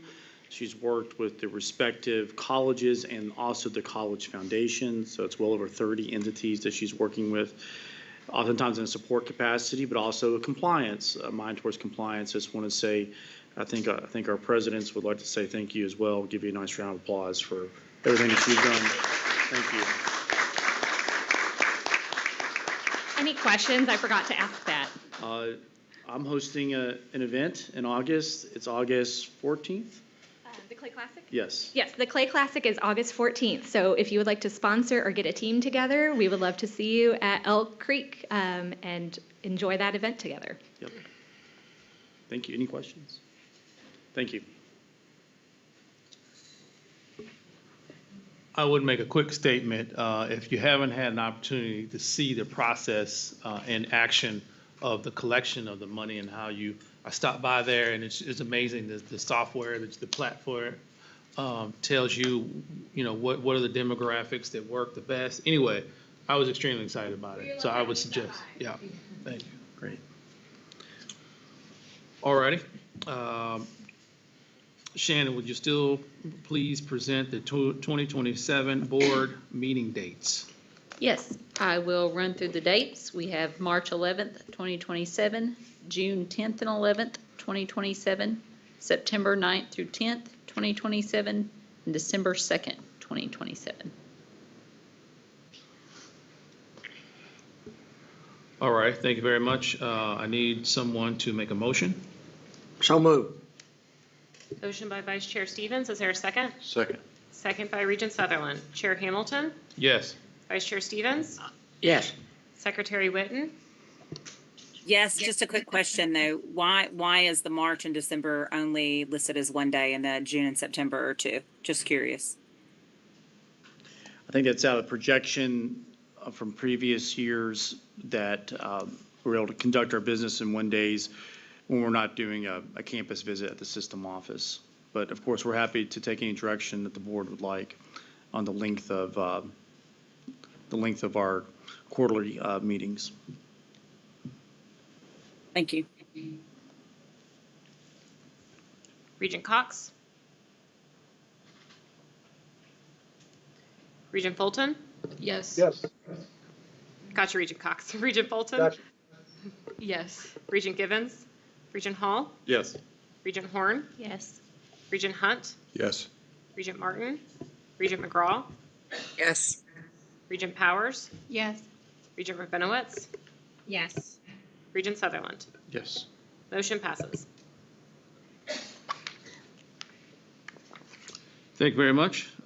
Jesse Shook, Vice President of Workforce and Economic Development. Would you please provide the Workforce and Economic Development update? Thank you, Chair Hamilton. Let's see, Megan, if I am able to work slides today. Thank you. I'm excited to share some updates with you all today. The through line of everything that I'll be presenting is the way in which our colleges are coming together to collaborate with employers and expand opportunity for our students and ultimately for our communities. As you all know, we've been in the process of aggregating data about our employer relationships for several years now. That data had previously been housed within our Salesforce CRM. And because Salesforce requires licenses for use and access, many of our faculty and staff were unable to get into that database, see the partnerships and the relationships that we're trying to foster, and understand how to action on the data. So hearing feedback that was creating a bottleneck in our ability to use the data, we have since shifted our external engagement index information into SharePoint, making it accessible for every faculty and staff across the system. Dr. Quarles mentioned the number 3,000. That's typically where we sit around employer relationships. And I know I've shared with you all in the past, right now we're sitting at 2,854 employer records within this index. And we think it is a really good thing that the data is fluctuating. While we do want to see this number increase over time, understanding that number is ebbing and flowing quarter to quarter means that people are going in and proactively updating these engagement records. Not every engagement or touch point is going to be continuous. So a customized training relationship may, for example, take place over 6 months. And the fact that someone is going in and saying, now that touch point has ended, but it's time to look at how we re-engage that employer in different ways. That means we're actioning on this data, and it is a live and living index. We can see by moving the data into SharePoint, we're able to do some analytics that we weren't necessarily able to do in the past. So what you're seeing on this slide is the preliminary kind of mock-up of a dashboard, and we're working on advancing what this may look like and hope to present something in the next quarter that's a little more detailed and in-depth. But what you see here is that we're starting to understand the average number of touch points that we have with unique employers. That includes the types of activities that they're working together with us to advance, such as work-based learning or earn and learn, advisory board presence, conducting customized training, tuition assistance, and so on. Within this dashboard, we can see by sector what the average number of touch points is, as well as the top activity for that particular sector. And this is extremely important because we have now moved for years of undertaking really a monumental task of understanding who we're working with and across what departments. That's very hard work to be able to map that. When we think about the number of faculty and staff that are engaged in these relationships with employers day in and day out, to even aggregate this data is a monumental task, and I want to stress that. It's taken us time to get where we are today, but now we can use this data to actionably address strategies. And so what you're seeing here is using that dashboard, we have identified 3 major opportunities. So we have about 225 employers that have been identified as candidates for work-based learning. These are companies that are actively engaged in curriculum development, but are not yet offering work-based learning. They're sending us a strong signal that they're really deeply involved in helping us proactively improve our curriculum to align with workforce needs. And one of the most impactful ways a company can serve in that capacity is to offer paid work-based learning experiences to continue advancing opportunity for skill building. We've identified a few others, including deepening curriculum. We've got over 450 employers who are partnering with us, engaged in advisory boards in that capacity. And while that is wonderful for updating what's going on in the programs, they may not be engaged in curriculum review. We have struggled with the curriculum review process and getting a very high level of employer engagement across all of our programs that need that review. So we now have a target recruitment list of companies who show up to our advisory meetings who would be exceptional collaborators in that curriculum review process. And then we also see the most underutilized opportunity that we have within this external engagement index is faculty professional development. So it tells us where we have some low-hanging fruit to potentially advance and expand what we know from research and from people's feedback to be a very high-level impact activity. To look at that and say, okay, well, which employers do we have who are engaged in things like advisory boards and customized training who might be willing to offer us opportunities for faculty externships and PD? Questions about the External Engagement Index? We're really proud of this data. Did you have one, Regent Sutherland? Yes. Back on the first. Mm-hmm. Yes, and we are going to get there. We are really in the continuous improvement process. I think part of the challenge here is whether or not we use NACE codes and have them auto-populated in the system. And this is a problem with SIP and SOC code, our program and occupation code alignment, right? And I see your reaction to this. It's subjective to determine what industry, and especially when you think about engaging in a customized training project, you may be doing an industrial maintenance upskilling project for a hospital. So there is a level of subjectivity that's coming into play, and that's why that group of other is so large right now. But we're going to be working with our colleagues in ORPA and across the system to figure out how we can be a bit more specific in what that category is. Thank you. Thank you. Again, this has not been easy work, and I'm really proud of the effort that we have put in across the system to get us to a place where we can start to action on this data. We did have a webinar in April where we featured 4 colleges and the ways in which they're utilizing the data. Bluegrass had a wonderful example of how they are now holding meetings before an initial intake conversation with a company, and they met with Shaker Village, and rather one department going in and pitching customized training and advancement going in and pitching a donation, they came together and said, here are all the ways that we think that we could work with that organization from a holistic standpoint, and they came out of the gate with multiple touch points with Shaker Village.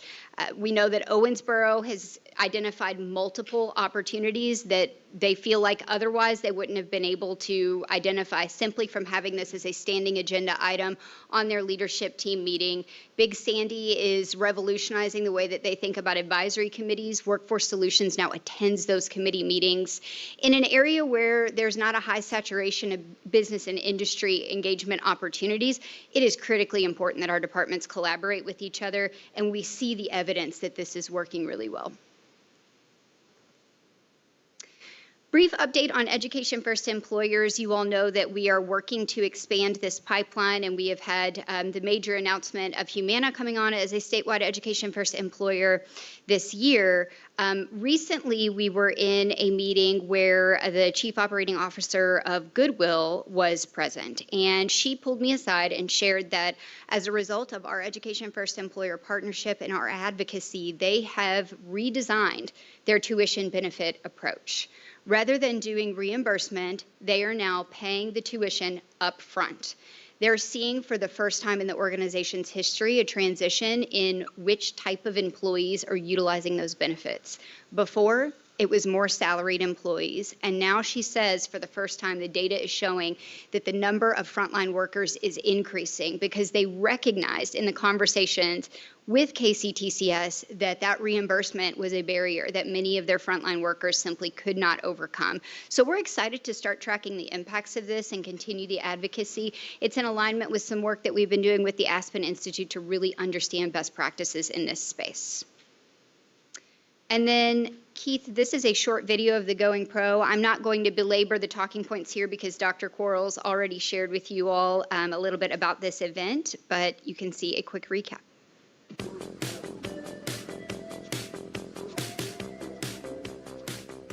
Imagine the day when our students get the same amount of recognition as athletes do when they sign on and get a job here in Kentucky. That's what Going Pro is all about. It's so important that we celebrate our students' success and say thank you to our employers across Kentucky who hire KCTCS community and technical college students all across the Commonwealth. This program has made it possible for me to carve out my own path in nursing. It's given me the skills and the confidence to service my community and handle any challenges the future may hold. I want to give a special thanks to Dr. Linden and ARH and HCTC for this opportunity. So today marks a really exciting development in the Going Pro kickoff. We've added an industry expo. We featured about a dozen different programs in high demand fields, as well as employers who had exhibits that students could experience hands-on and talk to professionals in those sectors. KCTCS cannot do this alone. We rely deeply on employers to help showcase these career opportunities. Events like today, when we go pro, involve a lot of different partners. We want to say thank you to our friends in K-12, thank you to our community and technical colleges, a big thank you to our employers, the Kentucky Chamber of Commerce, and others who came together to put some spotlight on our students that are going pro today as they start a new career across Kentucky.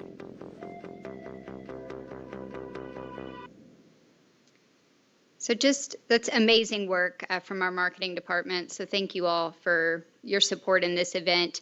You can see here a quick snapshot of the partners who were engaged, employers who signed our students into high-paying Kentucky jobs. We are very grateful for Dr. Stith's engagement in this and securing a donation from Abound Credit Union to provide all of these signees with their Going Pro Launch Award, helping them to support startup costs as they move into their career.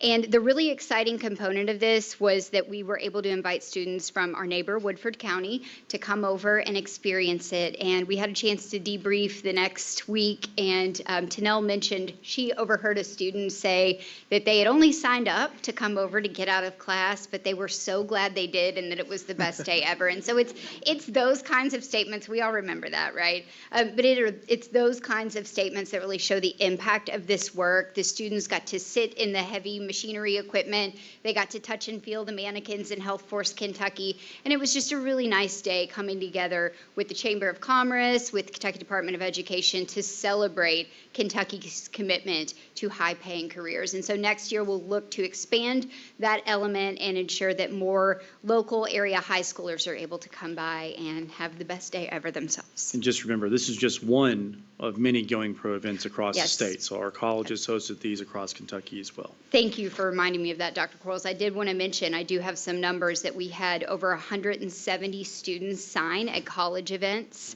I believe that every college had some type of Going Pro event this year, and they signed with nearly 80 Kentucky companies across the Commonwealth in signing season. It's really exciting and an opportunity for us to continue growing that brand. For our statewide workforce training projects, the one that I continue to reinforce with you all is the importance of the AI training portfolio that we are building. We are grateful for Regent Hall's subject matter expertise in this space, as he has really helped develop a shared service model that we've been able to deploy across the state, allowing us to serve businesses in all of our communities without each college having to bring on a subject matter expert specific to AI. He is an exceptional subject matter expert in this space. We're developing courses that we're putting forward on our FlexTrain platform, which allows us to deploy them across the state without having subject matter experts necessarily there in real time, unless it is a sort of hybrid model of delivery. Really important numbers coming in. We've seen more than 100 enrollments in this space. We have paid marketing campaigns right now, and we're seeing, from my understanding, common click-through rates, but significant numbers of impressions. So for one of our campaigns, we had nearly 300,000 impressions and about 1,200 click-throughs. As you all know, we get served these ads all the time. It's meaningful that people are showing enough interest to click. And this is individuals, these are not just companies, these are individuals who may be in the workforce, maybe they're looking for their next opportunity, and they're seeing this as a chance to upskill. So ensuring that not only we're meeting this demand with companies, but with people in our communities who are looking to register, enroll in open enrollment capacities, and continue to advance their AI skills. And then Regent Hall, I didn't warn you that this was included here, but you can see him supporting an opportunity in the in the Big Sandy region. He met there with leaders in workforce solutions and Eastern Telephone and Technologies, bringing them together to conduct this training. He's done a lot of travel. I know he's been in Elizabethtown recently as well. And I think this is just extremely meaningful for our colleges to be able to expand this opportunity in this way through an investment in subject matter expertise and curriculum development. I have the honor of presenting the train's year-over-year comparison. So you heard Todd provide the financial statements related to trains. I did want to ensure I make a clarification here. So the way trains projects are written is that up front, the colleges work with the companies to estimate how many training dollars they're going to need for the scope of training that is planned. That means funds are essentially encumbered, but until the project closes out, those numbers are not reflected in the financial report. So that's why there's a variance in the numbers. So we have had nearly $7 million in total project costs that's been encumbered. Not all of those projects, however, have closed out. In this slide, you see a comparison quarter by quarter. So this is the first 3 quarters of the fiscal year from the previous fiscal year to this fiscal year. And you can see that year over year, we are growing in number of projects, total companies served, total project cost, average amount, and projected headcount. So the continued investment, the support from Dr. Quarles, and the support, more importantly, from our General Assembly in recognizing the need to continue this investment in trains really is imperative for us to continue meeting this demand. Once again, the last several years, I've been able to tell you all it's the highest performing year in trains history. We are on track to meet that again. As of today, we have 374 companies that we have served. Last year, I believe the number was 378. So we are going to, I think 4 have come through my inbox just this week alone. So we are going to outperform last year in number of companies served yet again. So thank you, Dr. Quarles, and thank you to Chris Crumrine for your advocacy in this space. And this was an area where they actually increased our funding for the next 2 years. We've been supplementing that fund as well, but it's also showing that I think that more people are learning about our complex organization, that we have a lot of workforce training that goes on, and sometimes we have to just remind folks that this is really a third of our mission here. Absolutely. So that brings me into the last topic that I have to share with you all today. We have talked a little bit about Kentucky's statewide workforce and talent team. This is a collaboration with the Education and Labor Cabinet, the Council on Post-Secondary Education, Cabinet for Economic Development, Kentucky Chamber of Commerce, and many other organizations. And the goal here is to support and sustain a unified approach to serving businesses. It's the exact same concept as the External Engagement Index approach within KCTCS. So the way in which we're collaborating across departments and colleges to ensure that companies don't have to have 30 different touch points and they don't have to navigate the ecosystem and the assets on their own, we're attempting to create that type of structure with our external partners as well. to Dr. Corl's point about awareness of trains, this is critically important because it means one of our colleagues at the local area workforce board or the career center may meet with a company, and they are equipped to talk about the opportunities to train within KCTCS. They are champions, informal champions for us, and importantly, lead generators for us. And that goes two ways, right? It's a two-way arrow because we cannot meet every single need that a company has. A manufacturer may have needs for engineers, industrial maintenance techs, and entry-level production technicians. That spans a wide scope of potential workforce assets that could be supporting a holistic design for their workforce development strategy. So you can see a quick snapshot of what we've done this year. We've engaged more than 80 employers specifically with this SWOT model. Really importantly, speed bumps have occurred, right? We have inadvertently left a partner out, and there's emotion to this scope of work. Everyone wants to do the best job that they can. Everyone has their own metrics to meet. So we've had to have critical conversations. How do we move forward when a challenge or an issue comes up? We're really excited, though, that through these 80 employers engaged, we have sat down and learned and documented the challenges and successes. We are hosting all of the practitioners from the local area workforce boards, as well as all of the KCTCS Workforce Solutions leaders, on July 31st at the system office for a retreat to start taking those lessons learned and translate them into an operationalized playbook that can be passed on, hopefully, to the next administration and to the next leaders of these organizations so that Kentucky continues to embrace this collaborative strategy for serving employers. And I wanted to end with this quote. This is a new economic development project. The leader did agree to having this quote shared. This individual who is working with a company that is locating in Kentucky has experience working for a local workforce board. So knew the system from the inside and the outside. And he said, this is impressive. I'm sure the coordination across the departments can be a nightmare from a bureaucratic standpoint, and it is. But when everybody's bought in and you see it moving forward, that's when you know this is a really awesome thing for Kentucky and for businesses because it's been so siloed. The responsibility has been on the business to navigate this. And for the first time, we are really seeing the impact of how we can come together and make this process seamless and as easy as possible for Kentucky companies existing and newly locating here. Any questions? Mr. Chair, that's my report.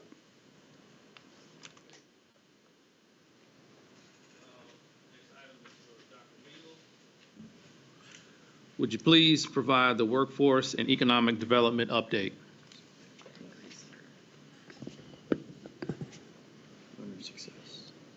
Okay. Will you please present the increased learner success agenda items? All right. Who's ready to have some fun? Regent Stevens, this is going to be so exciting. You're going to want to stand up and dance with me. All right, today I'm going to give you the typical learner success report that we provide at every board meeting, which includes a few updates and a few action items that are celebrations in many ways. We're going to update you on enrollment, the enrollment when this board packet was put together versus an update on enrollment as of today. We're going to share with you some certificates and programs that have already been approved through the internal approval process through Dr. Quarles at our colleges. Then we're going to ask for you to ratify, as we do at every board meeting, the candidates who have earned credentials since the last or in the last quarter. And then we'll have some very special celebrations. So first information item is an enrollment update. Now, the board packet, when we pulled the data on enrollment, credit-based enrollment, we were down about 0.5%, so almost flat. We started rolling for the fall semester back in March 1st, and we have been tracking week to week on a fairly good pace, a little bit ahead of last year, depending on which week we were looking at.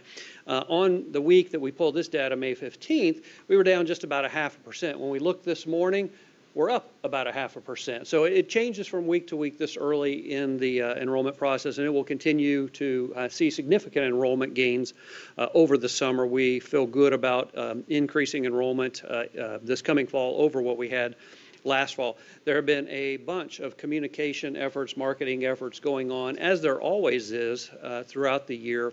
We've had some changes that you heard about from Alicia in relation to the dual credit scholarship. So we're really reaching out and working with our high school students that want to take advantage of dual credit through a variety of different scholarships. And so we feel pretty good about that. We had some changes to the Work Ready Scholarship. Thank you, Regent Sutherland in particular, who advocated very heavily on our work with Kia in appealing some of the programs that were taken out of eligibility for Work Ready program eligibility, and we got some of them back in. So we're very excited about that.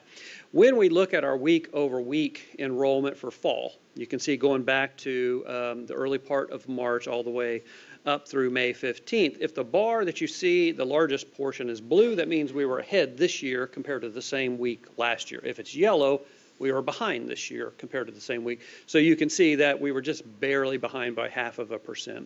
If we were to run those bars out to today, we'd be blue again. So good news there. And if we look at the spring enrollment, how we ended up this spring compared to last year, again, just neck and neck with where we were. Excuse me, that's the fall enrollment there. A little bit broader look to show how much more of a runway we have to enroll for the beginning of the fall term in the middle of August, all the way out to our second bi-term, which is our second 8-week set of courses in the fall that start up on October 19th.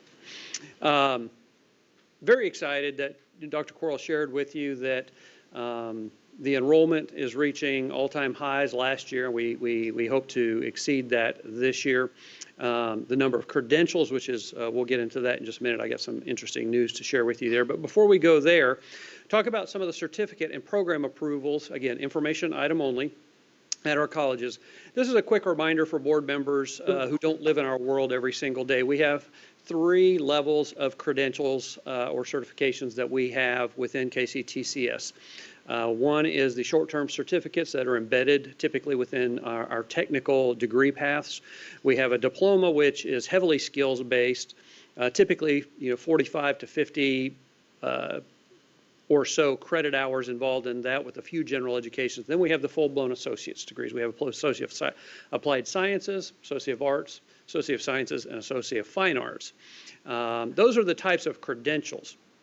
What we do at each of our colleges and across the system each year is it's a constant review. Are we offering the right credentials at each college to meet the local industry demand? When we find that we have a credential that industry says is no longer needed, we suspend it, and we bring that update to you twice a year. When we have industry say we need something new, a modification or something brand new, we also bring that to you. If it's a new program that we've never taught before anywhere in KCTCS, it has to go through the board and also to CPE. If it's already in our inventory that we have had it approved through the board and CPE in the past, then that does not have to come to you if it's new to a college, which we bring such examples to you today. These are both for Ashland. And both of these are programs that Ashland currently has. It's automotive technology. The next one is diesel technology. They have them at the diploma level. That's the highest credential they offer in automotive technology and diesel technology. Industry has told them that they would like for their students to have the full-blown associate's degree. So Dr. Quarles has already approved that through the administrative process that the board changed a few years ago. So we just bring this to you for information that Ashland will be moving their automotive technology to a full-blown associate of applied science degree as well as their diesel technology degree. There's also in your board packet a much broader list and clarification on the certificates that have been approved for the colleges to bring on as they try to expand their inventory to meet industry needs. We do have a number of presents either online or with us today if you're curious about any of those credentials. All right, here's the fun part, the real fun part. And this is, I think, one of the great honors that a governing board has each year, or in our case, each board meeting, where you get to ratify the credentials that were conferred to students since the last time we met. The students have completed all the requirements, have earned the credentials, but to be considered official, it has to be ratified by this board. So we bring to you the candidates for credentials that had earned, students who had earned credentials between January 3rd and April 3rd of this year. So, Chairman, we submit that to you and ask for your ratification of the candidates for credentials.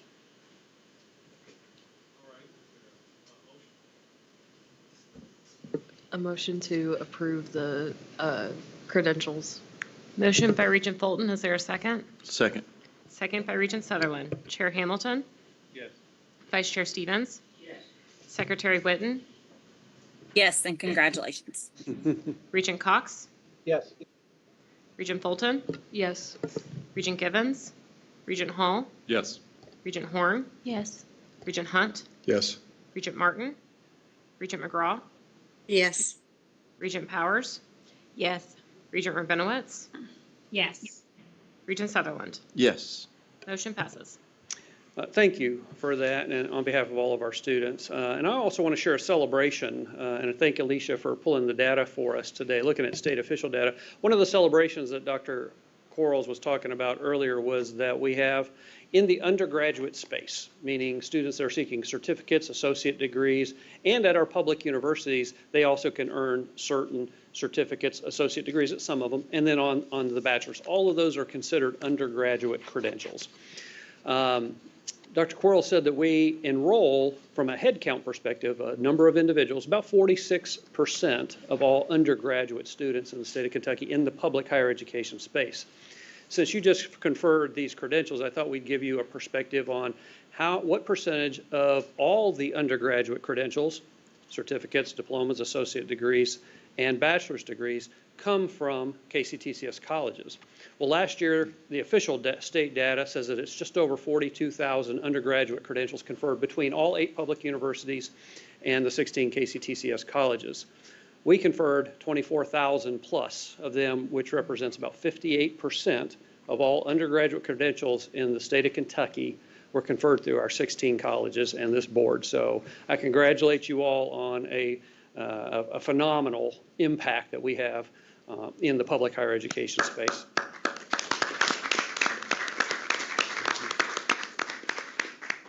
So now we have 2 more very special action items where we're going to recognize some very special people for their hard work for multiple years in their education. And for that, I'm going to turn it back over to Dr. Quarles.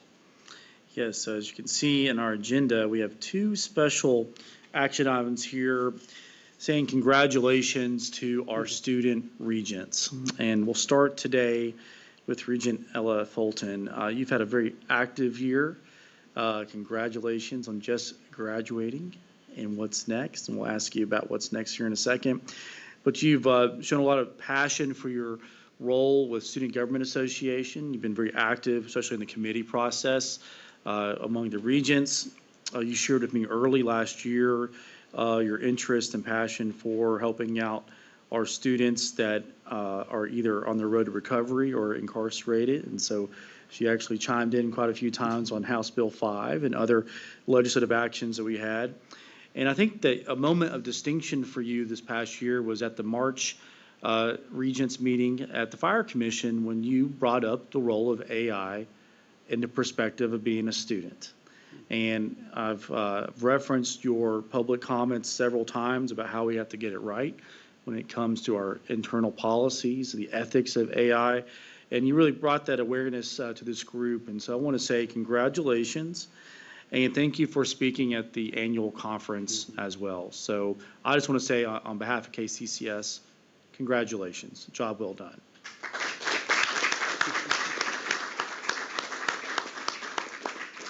I also put together a couple words as well.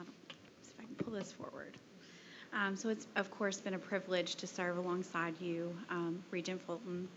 And you have brought a thoughtful, very authentic student voice to our work this year, representing your peers with integrity and care. And so your perspective has made a real difference.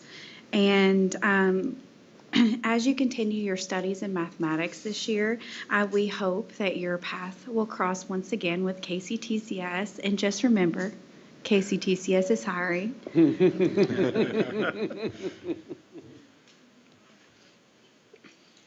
Is there a motion? I'll make that motion. Motion by Regent Sutherland. Is there a second? Who's second by Regent Hunt? Thank you. Chair Hamilton? Yes. Vice Chair Stevens? Yes. Secretary Witten? Yes, congratulations, Ella. Regent Cox? Yes. Regent Fulton? Yes. Regent Givens? Regent Hall? Yes. Regent Horn? Yes. Regent Hunt? Yes. Regent Martin? Regent McGraw? Yes. Regent Powers? Yes, congratulations. Regent Rabinowitz? Yes. Regent Sutherland? Yes. Motion passes.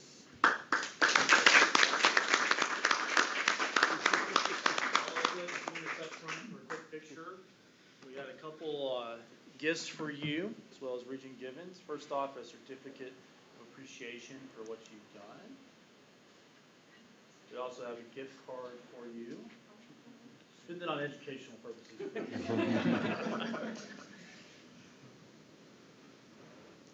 And due to some phone calls, we were able to officially appoint you through our governor as a Kentucky colonel. So Oh. congratulations.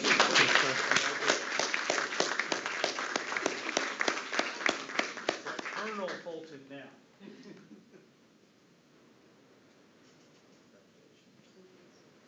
Tell us what's next. So,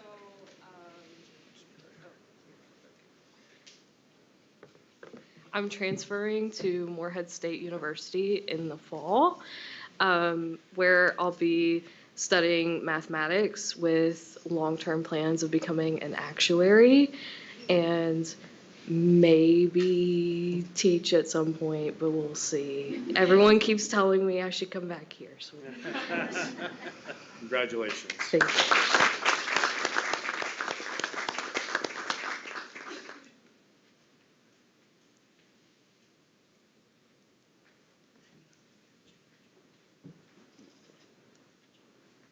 Okay, Mr. Chairman, we have the next action item is to say thank you, congratulations to our other student regent, Josh Givens.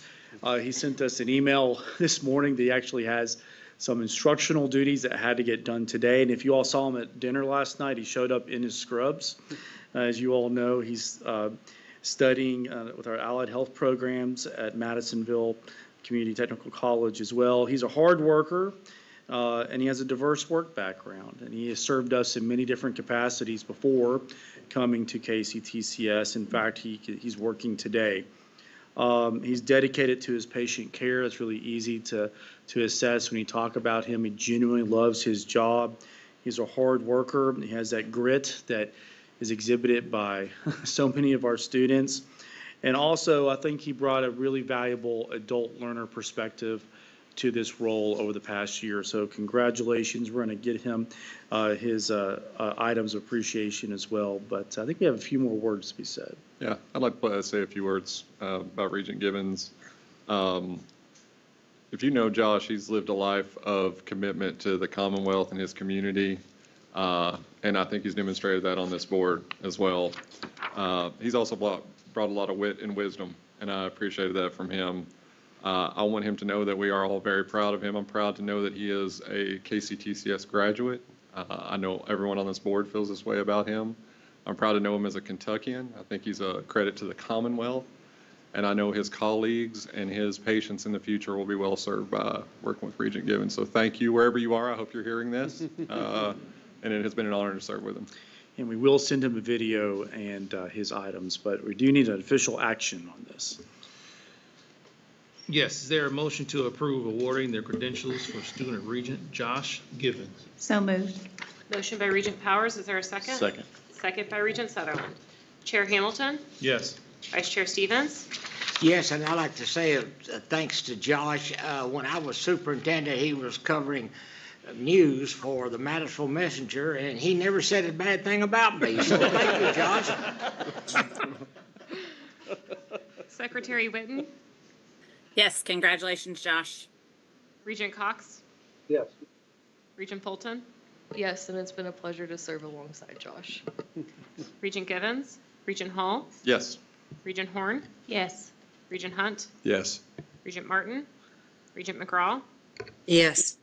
Regent Powers? Yes, congratulations. Regent Rabinowitz? Yes. Regent Sutherland? Yes. Motion passes.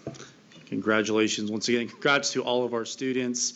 We're very proud of you and looking forward to a big year ahead. And Regent Stevens, I think Josh was a photojournalist, so he couldn't say anything.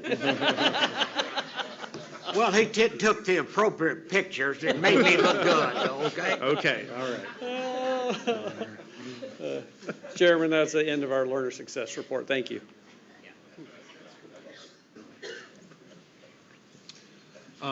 As been our practice, the board allows for a period of public comment.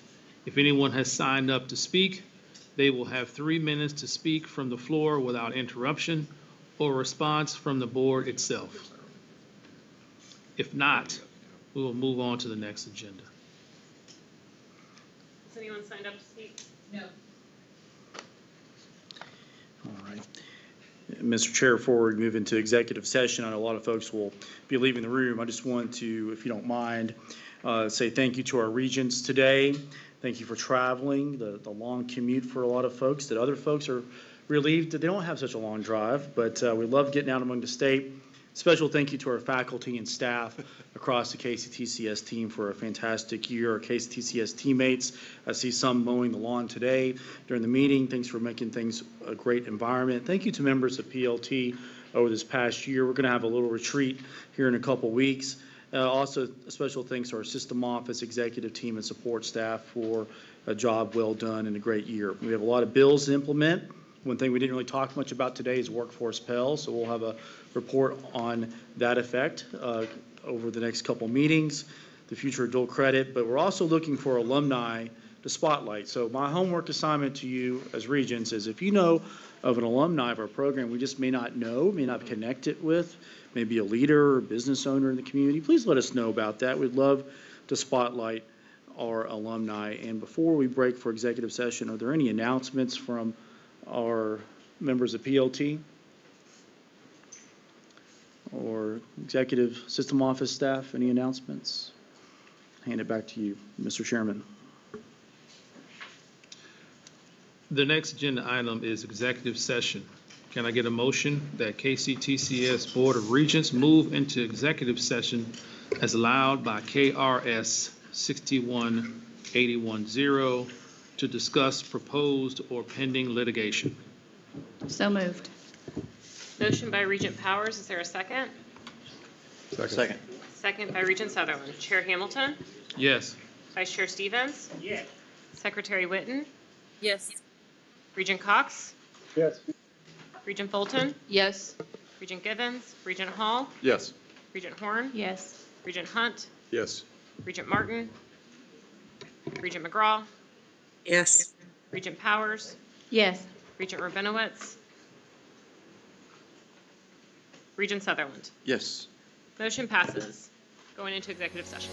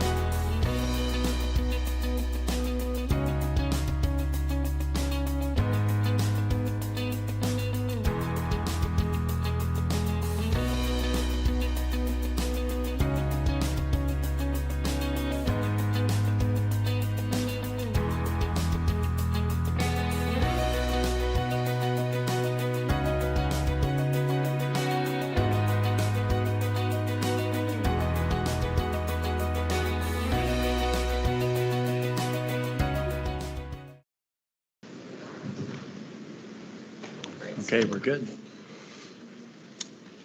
Is there a motion and a second to move out of executive session? So moved. Second, Regent Whitten. Motion by Vice Chair Stevens, second by Secretary Whitten. Chair Hamilton? Yes. Vice Chair Stevens? Yes. Secretary Whitten? Yes. Regent Cox? Yes. Regent Bolton? Yes. Regent Gibbons? Regent Hall? Yes. Regent Horn? Yes. Regent Hunt? Yes. Regent Martin? Regent McGraw? Yes. Regent Powers? Yes. Regent Rabinowitz? Regent Sutherland? Yes. Motion passes. The next meeting of the KCTCS Board of Regents will be September 10th and 11th, 2026 at Southeast Kentucky Community and Technical College. Mr. Chairman, begrudgingly, I make a motion at 2:11 that we adjourn. Motion by Vice Chair Stevens. Is there a second? Second. Second by Regent Horn and another second by Regent Sutherland. Can't believe that. Oh my God. Any objection to the motion to adjourn? Other than to say it's 3:11 here. Yeah. Motion passes by consensus. Thank you all. Thank you. Thank you all so much for a wonderful meeting. Thank you.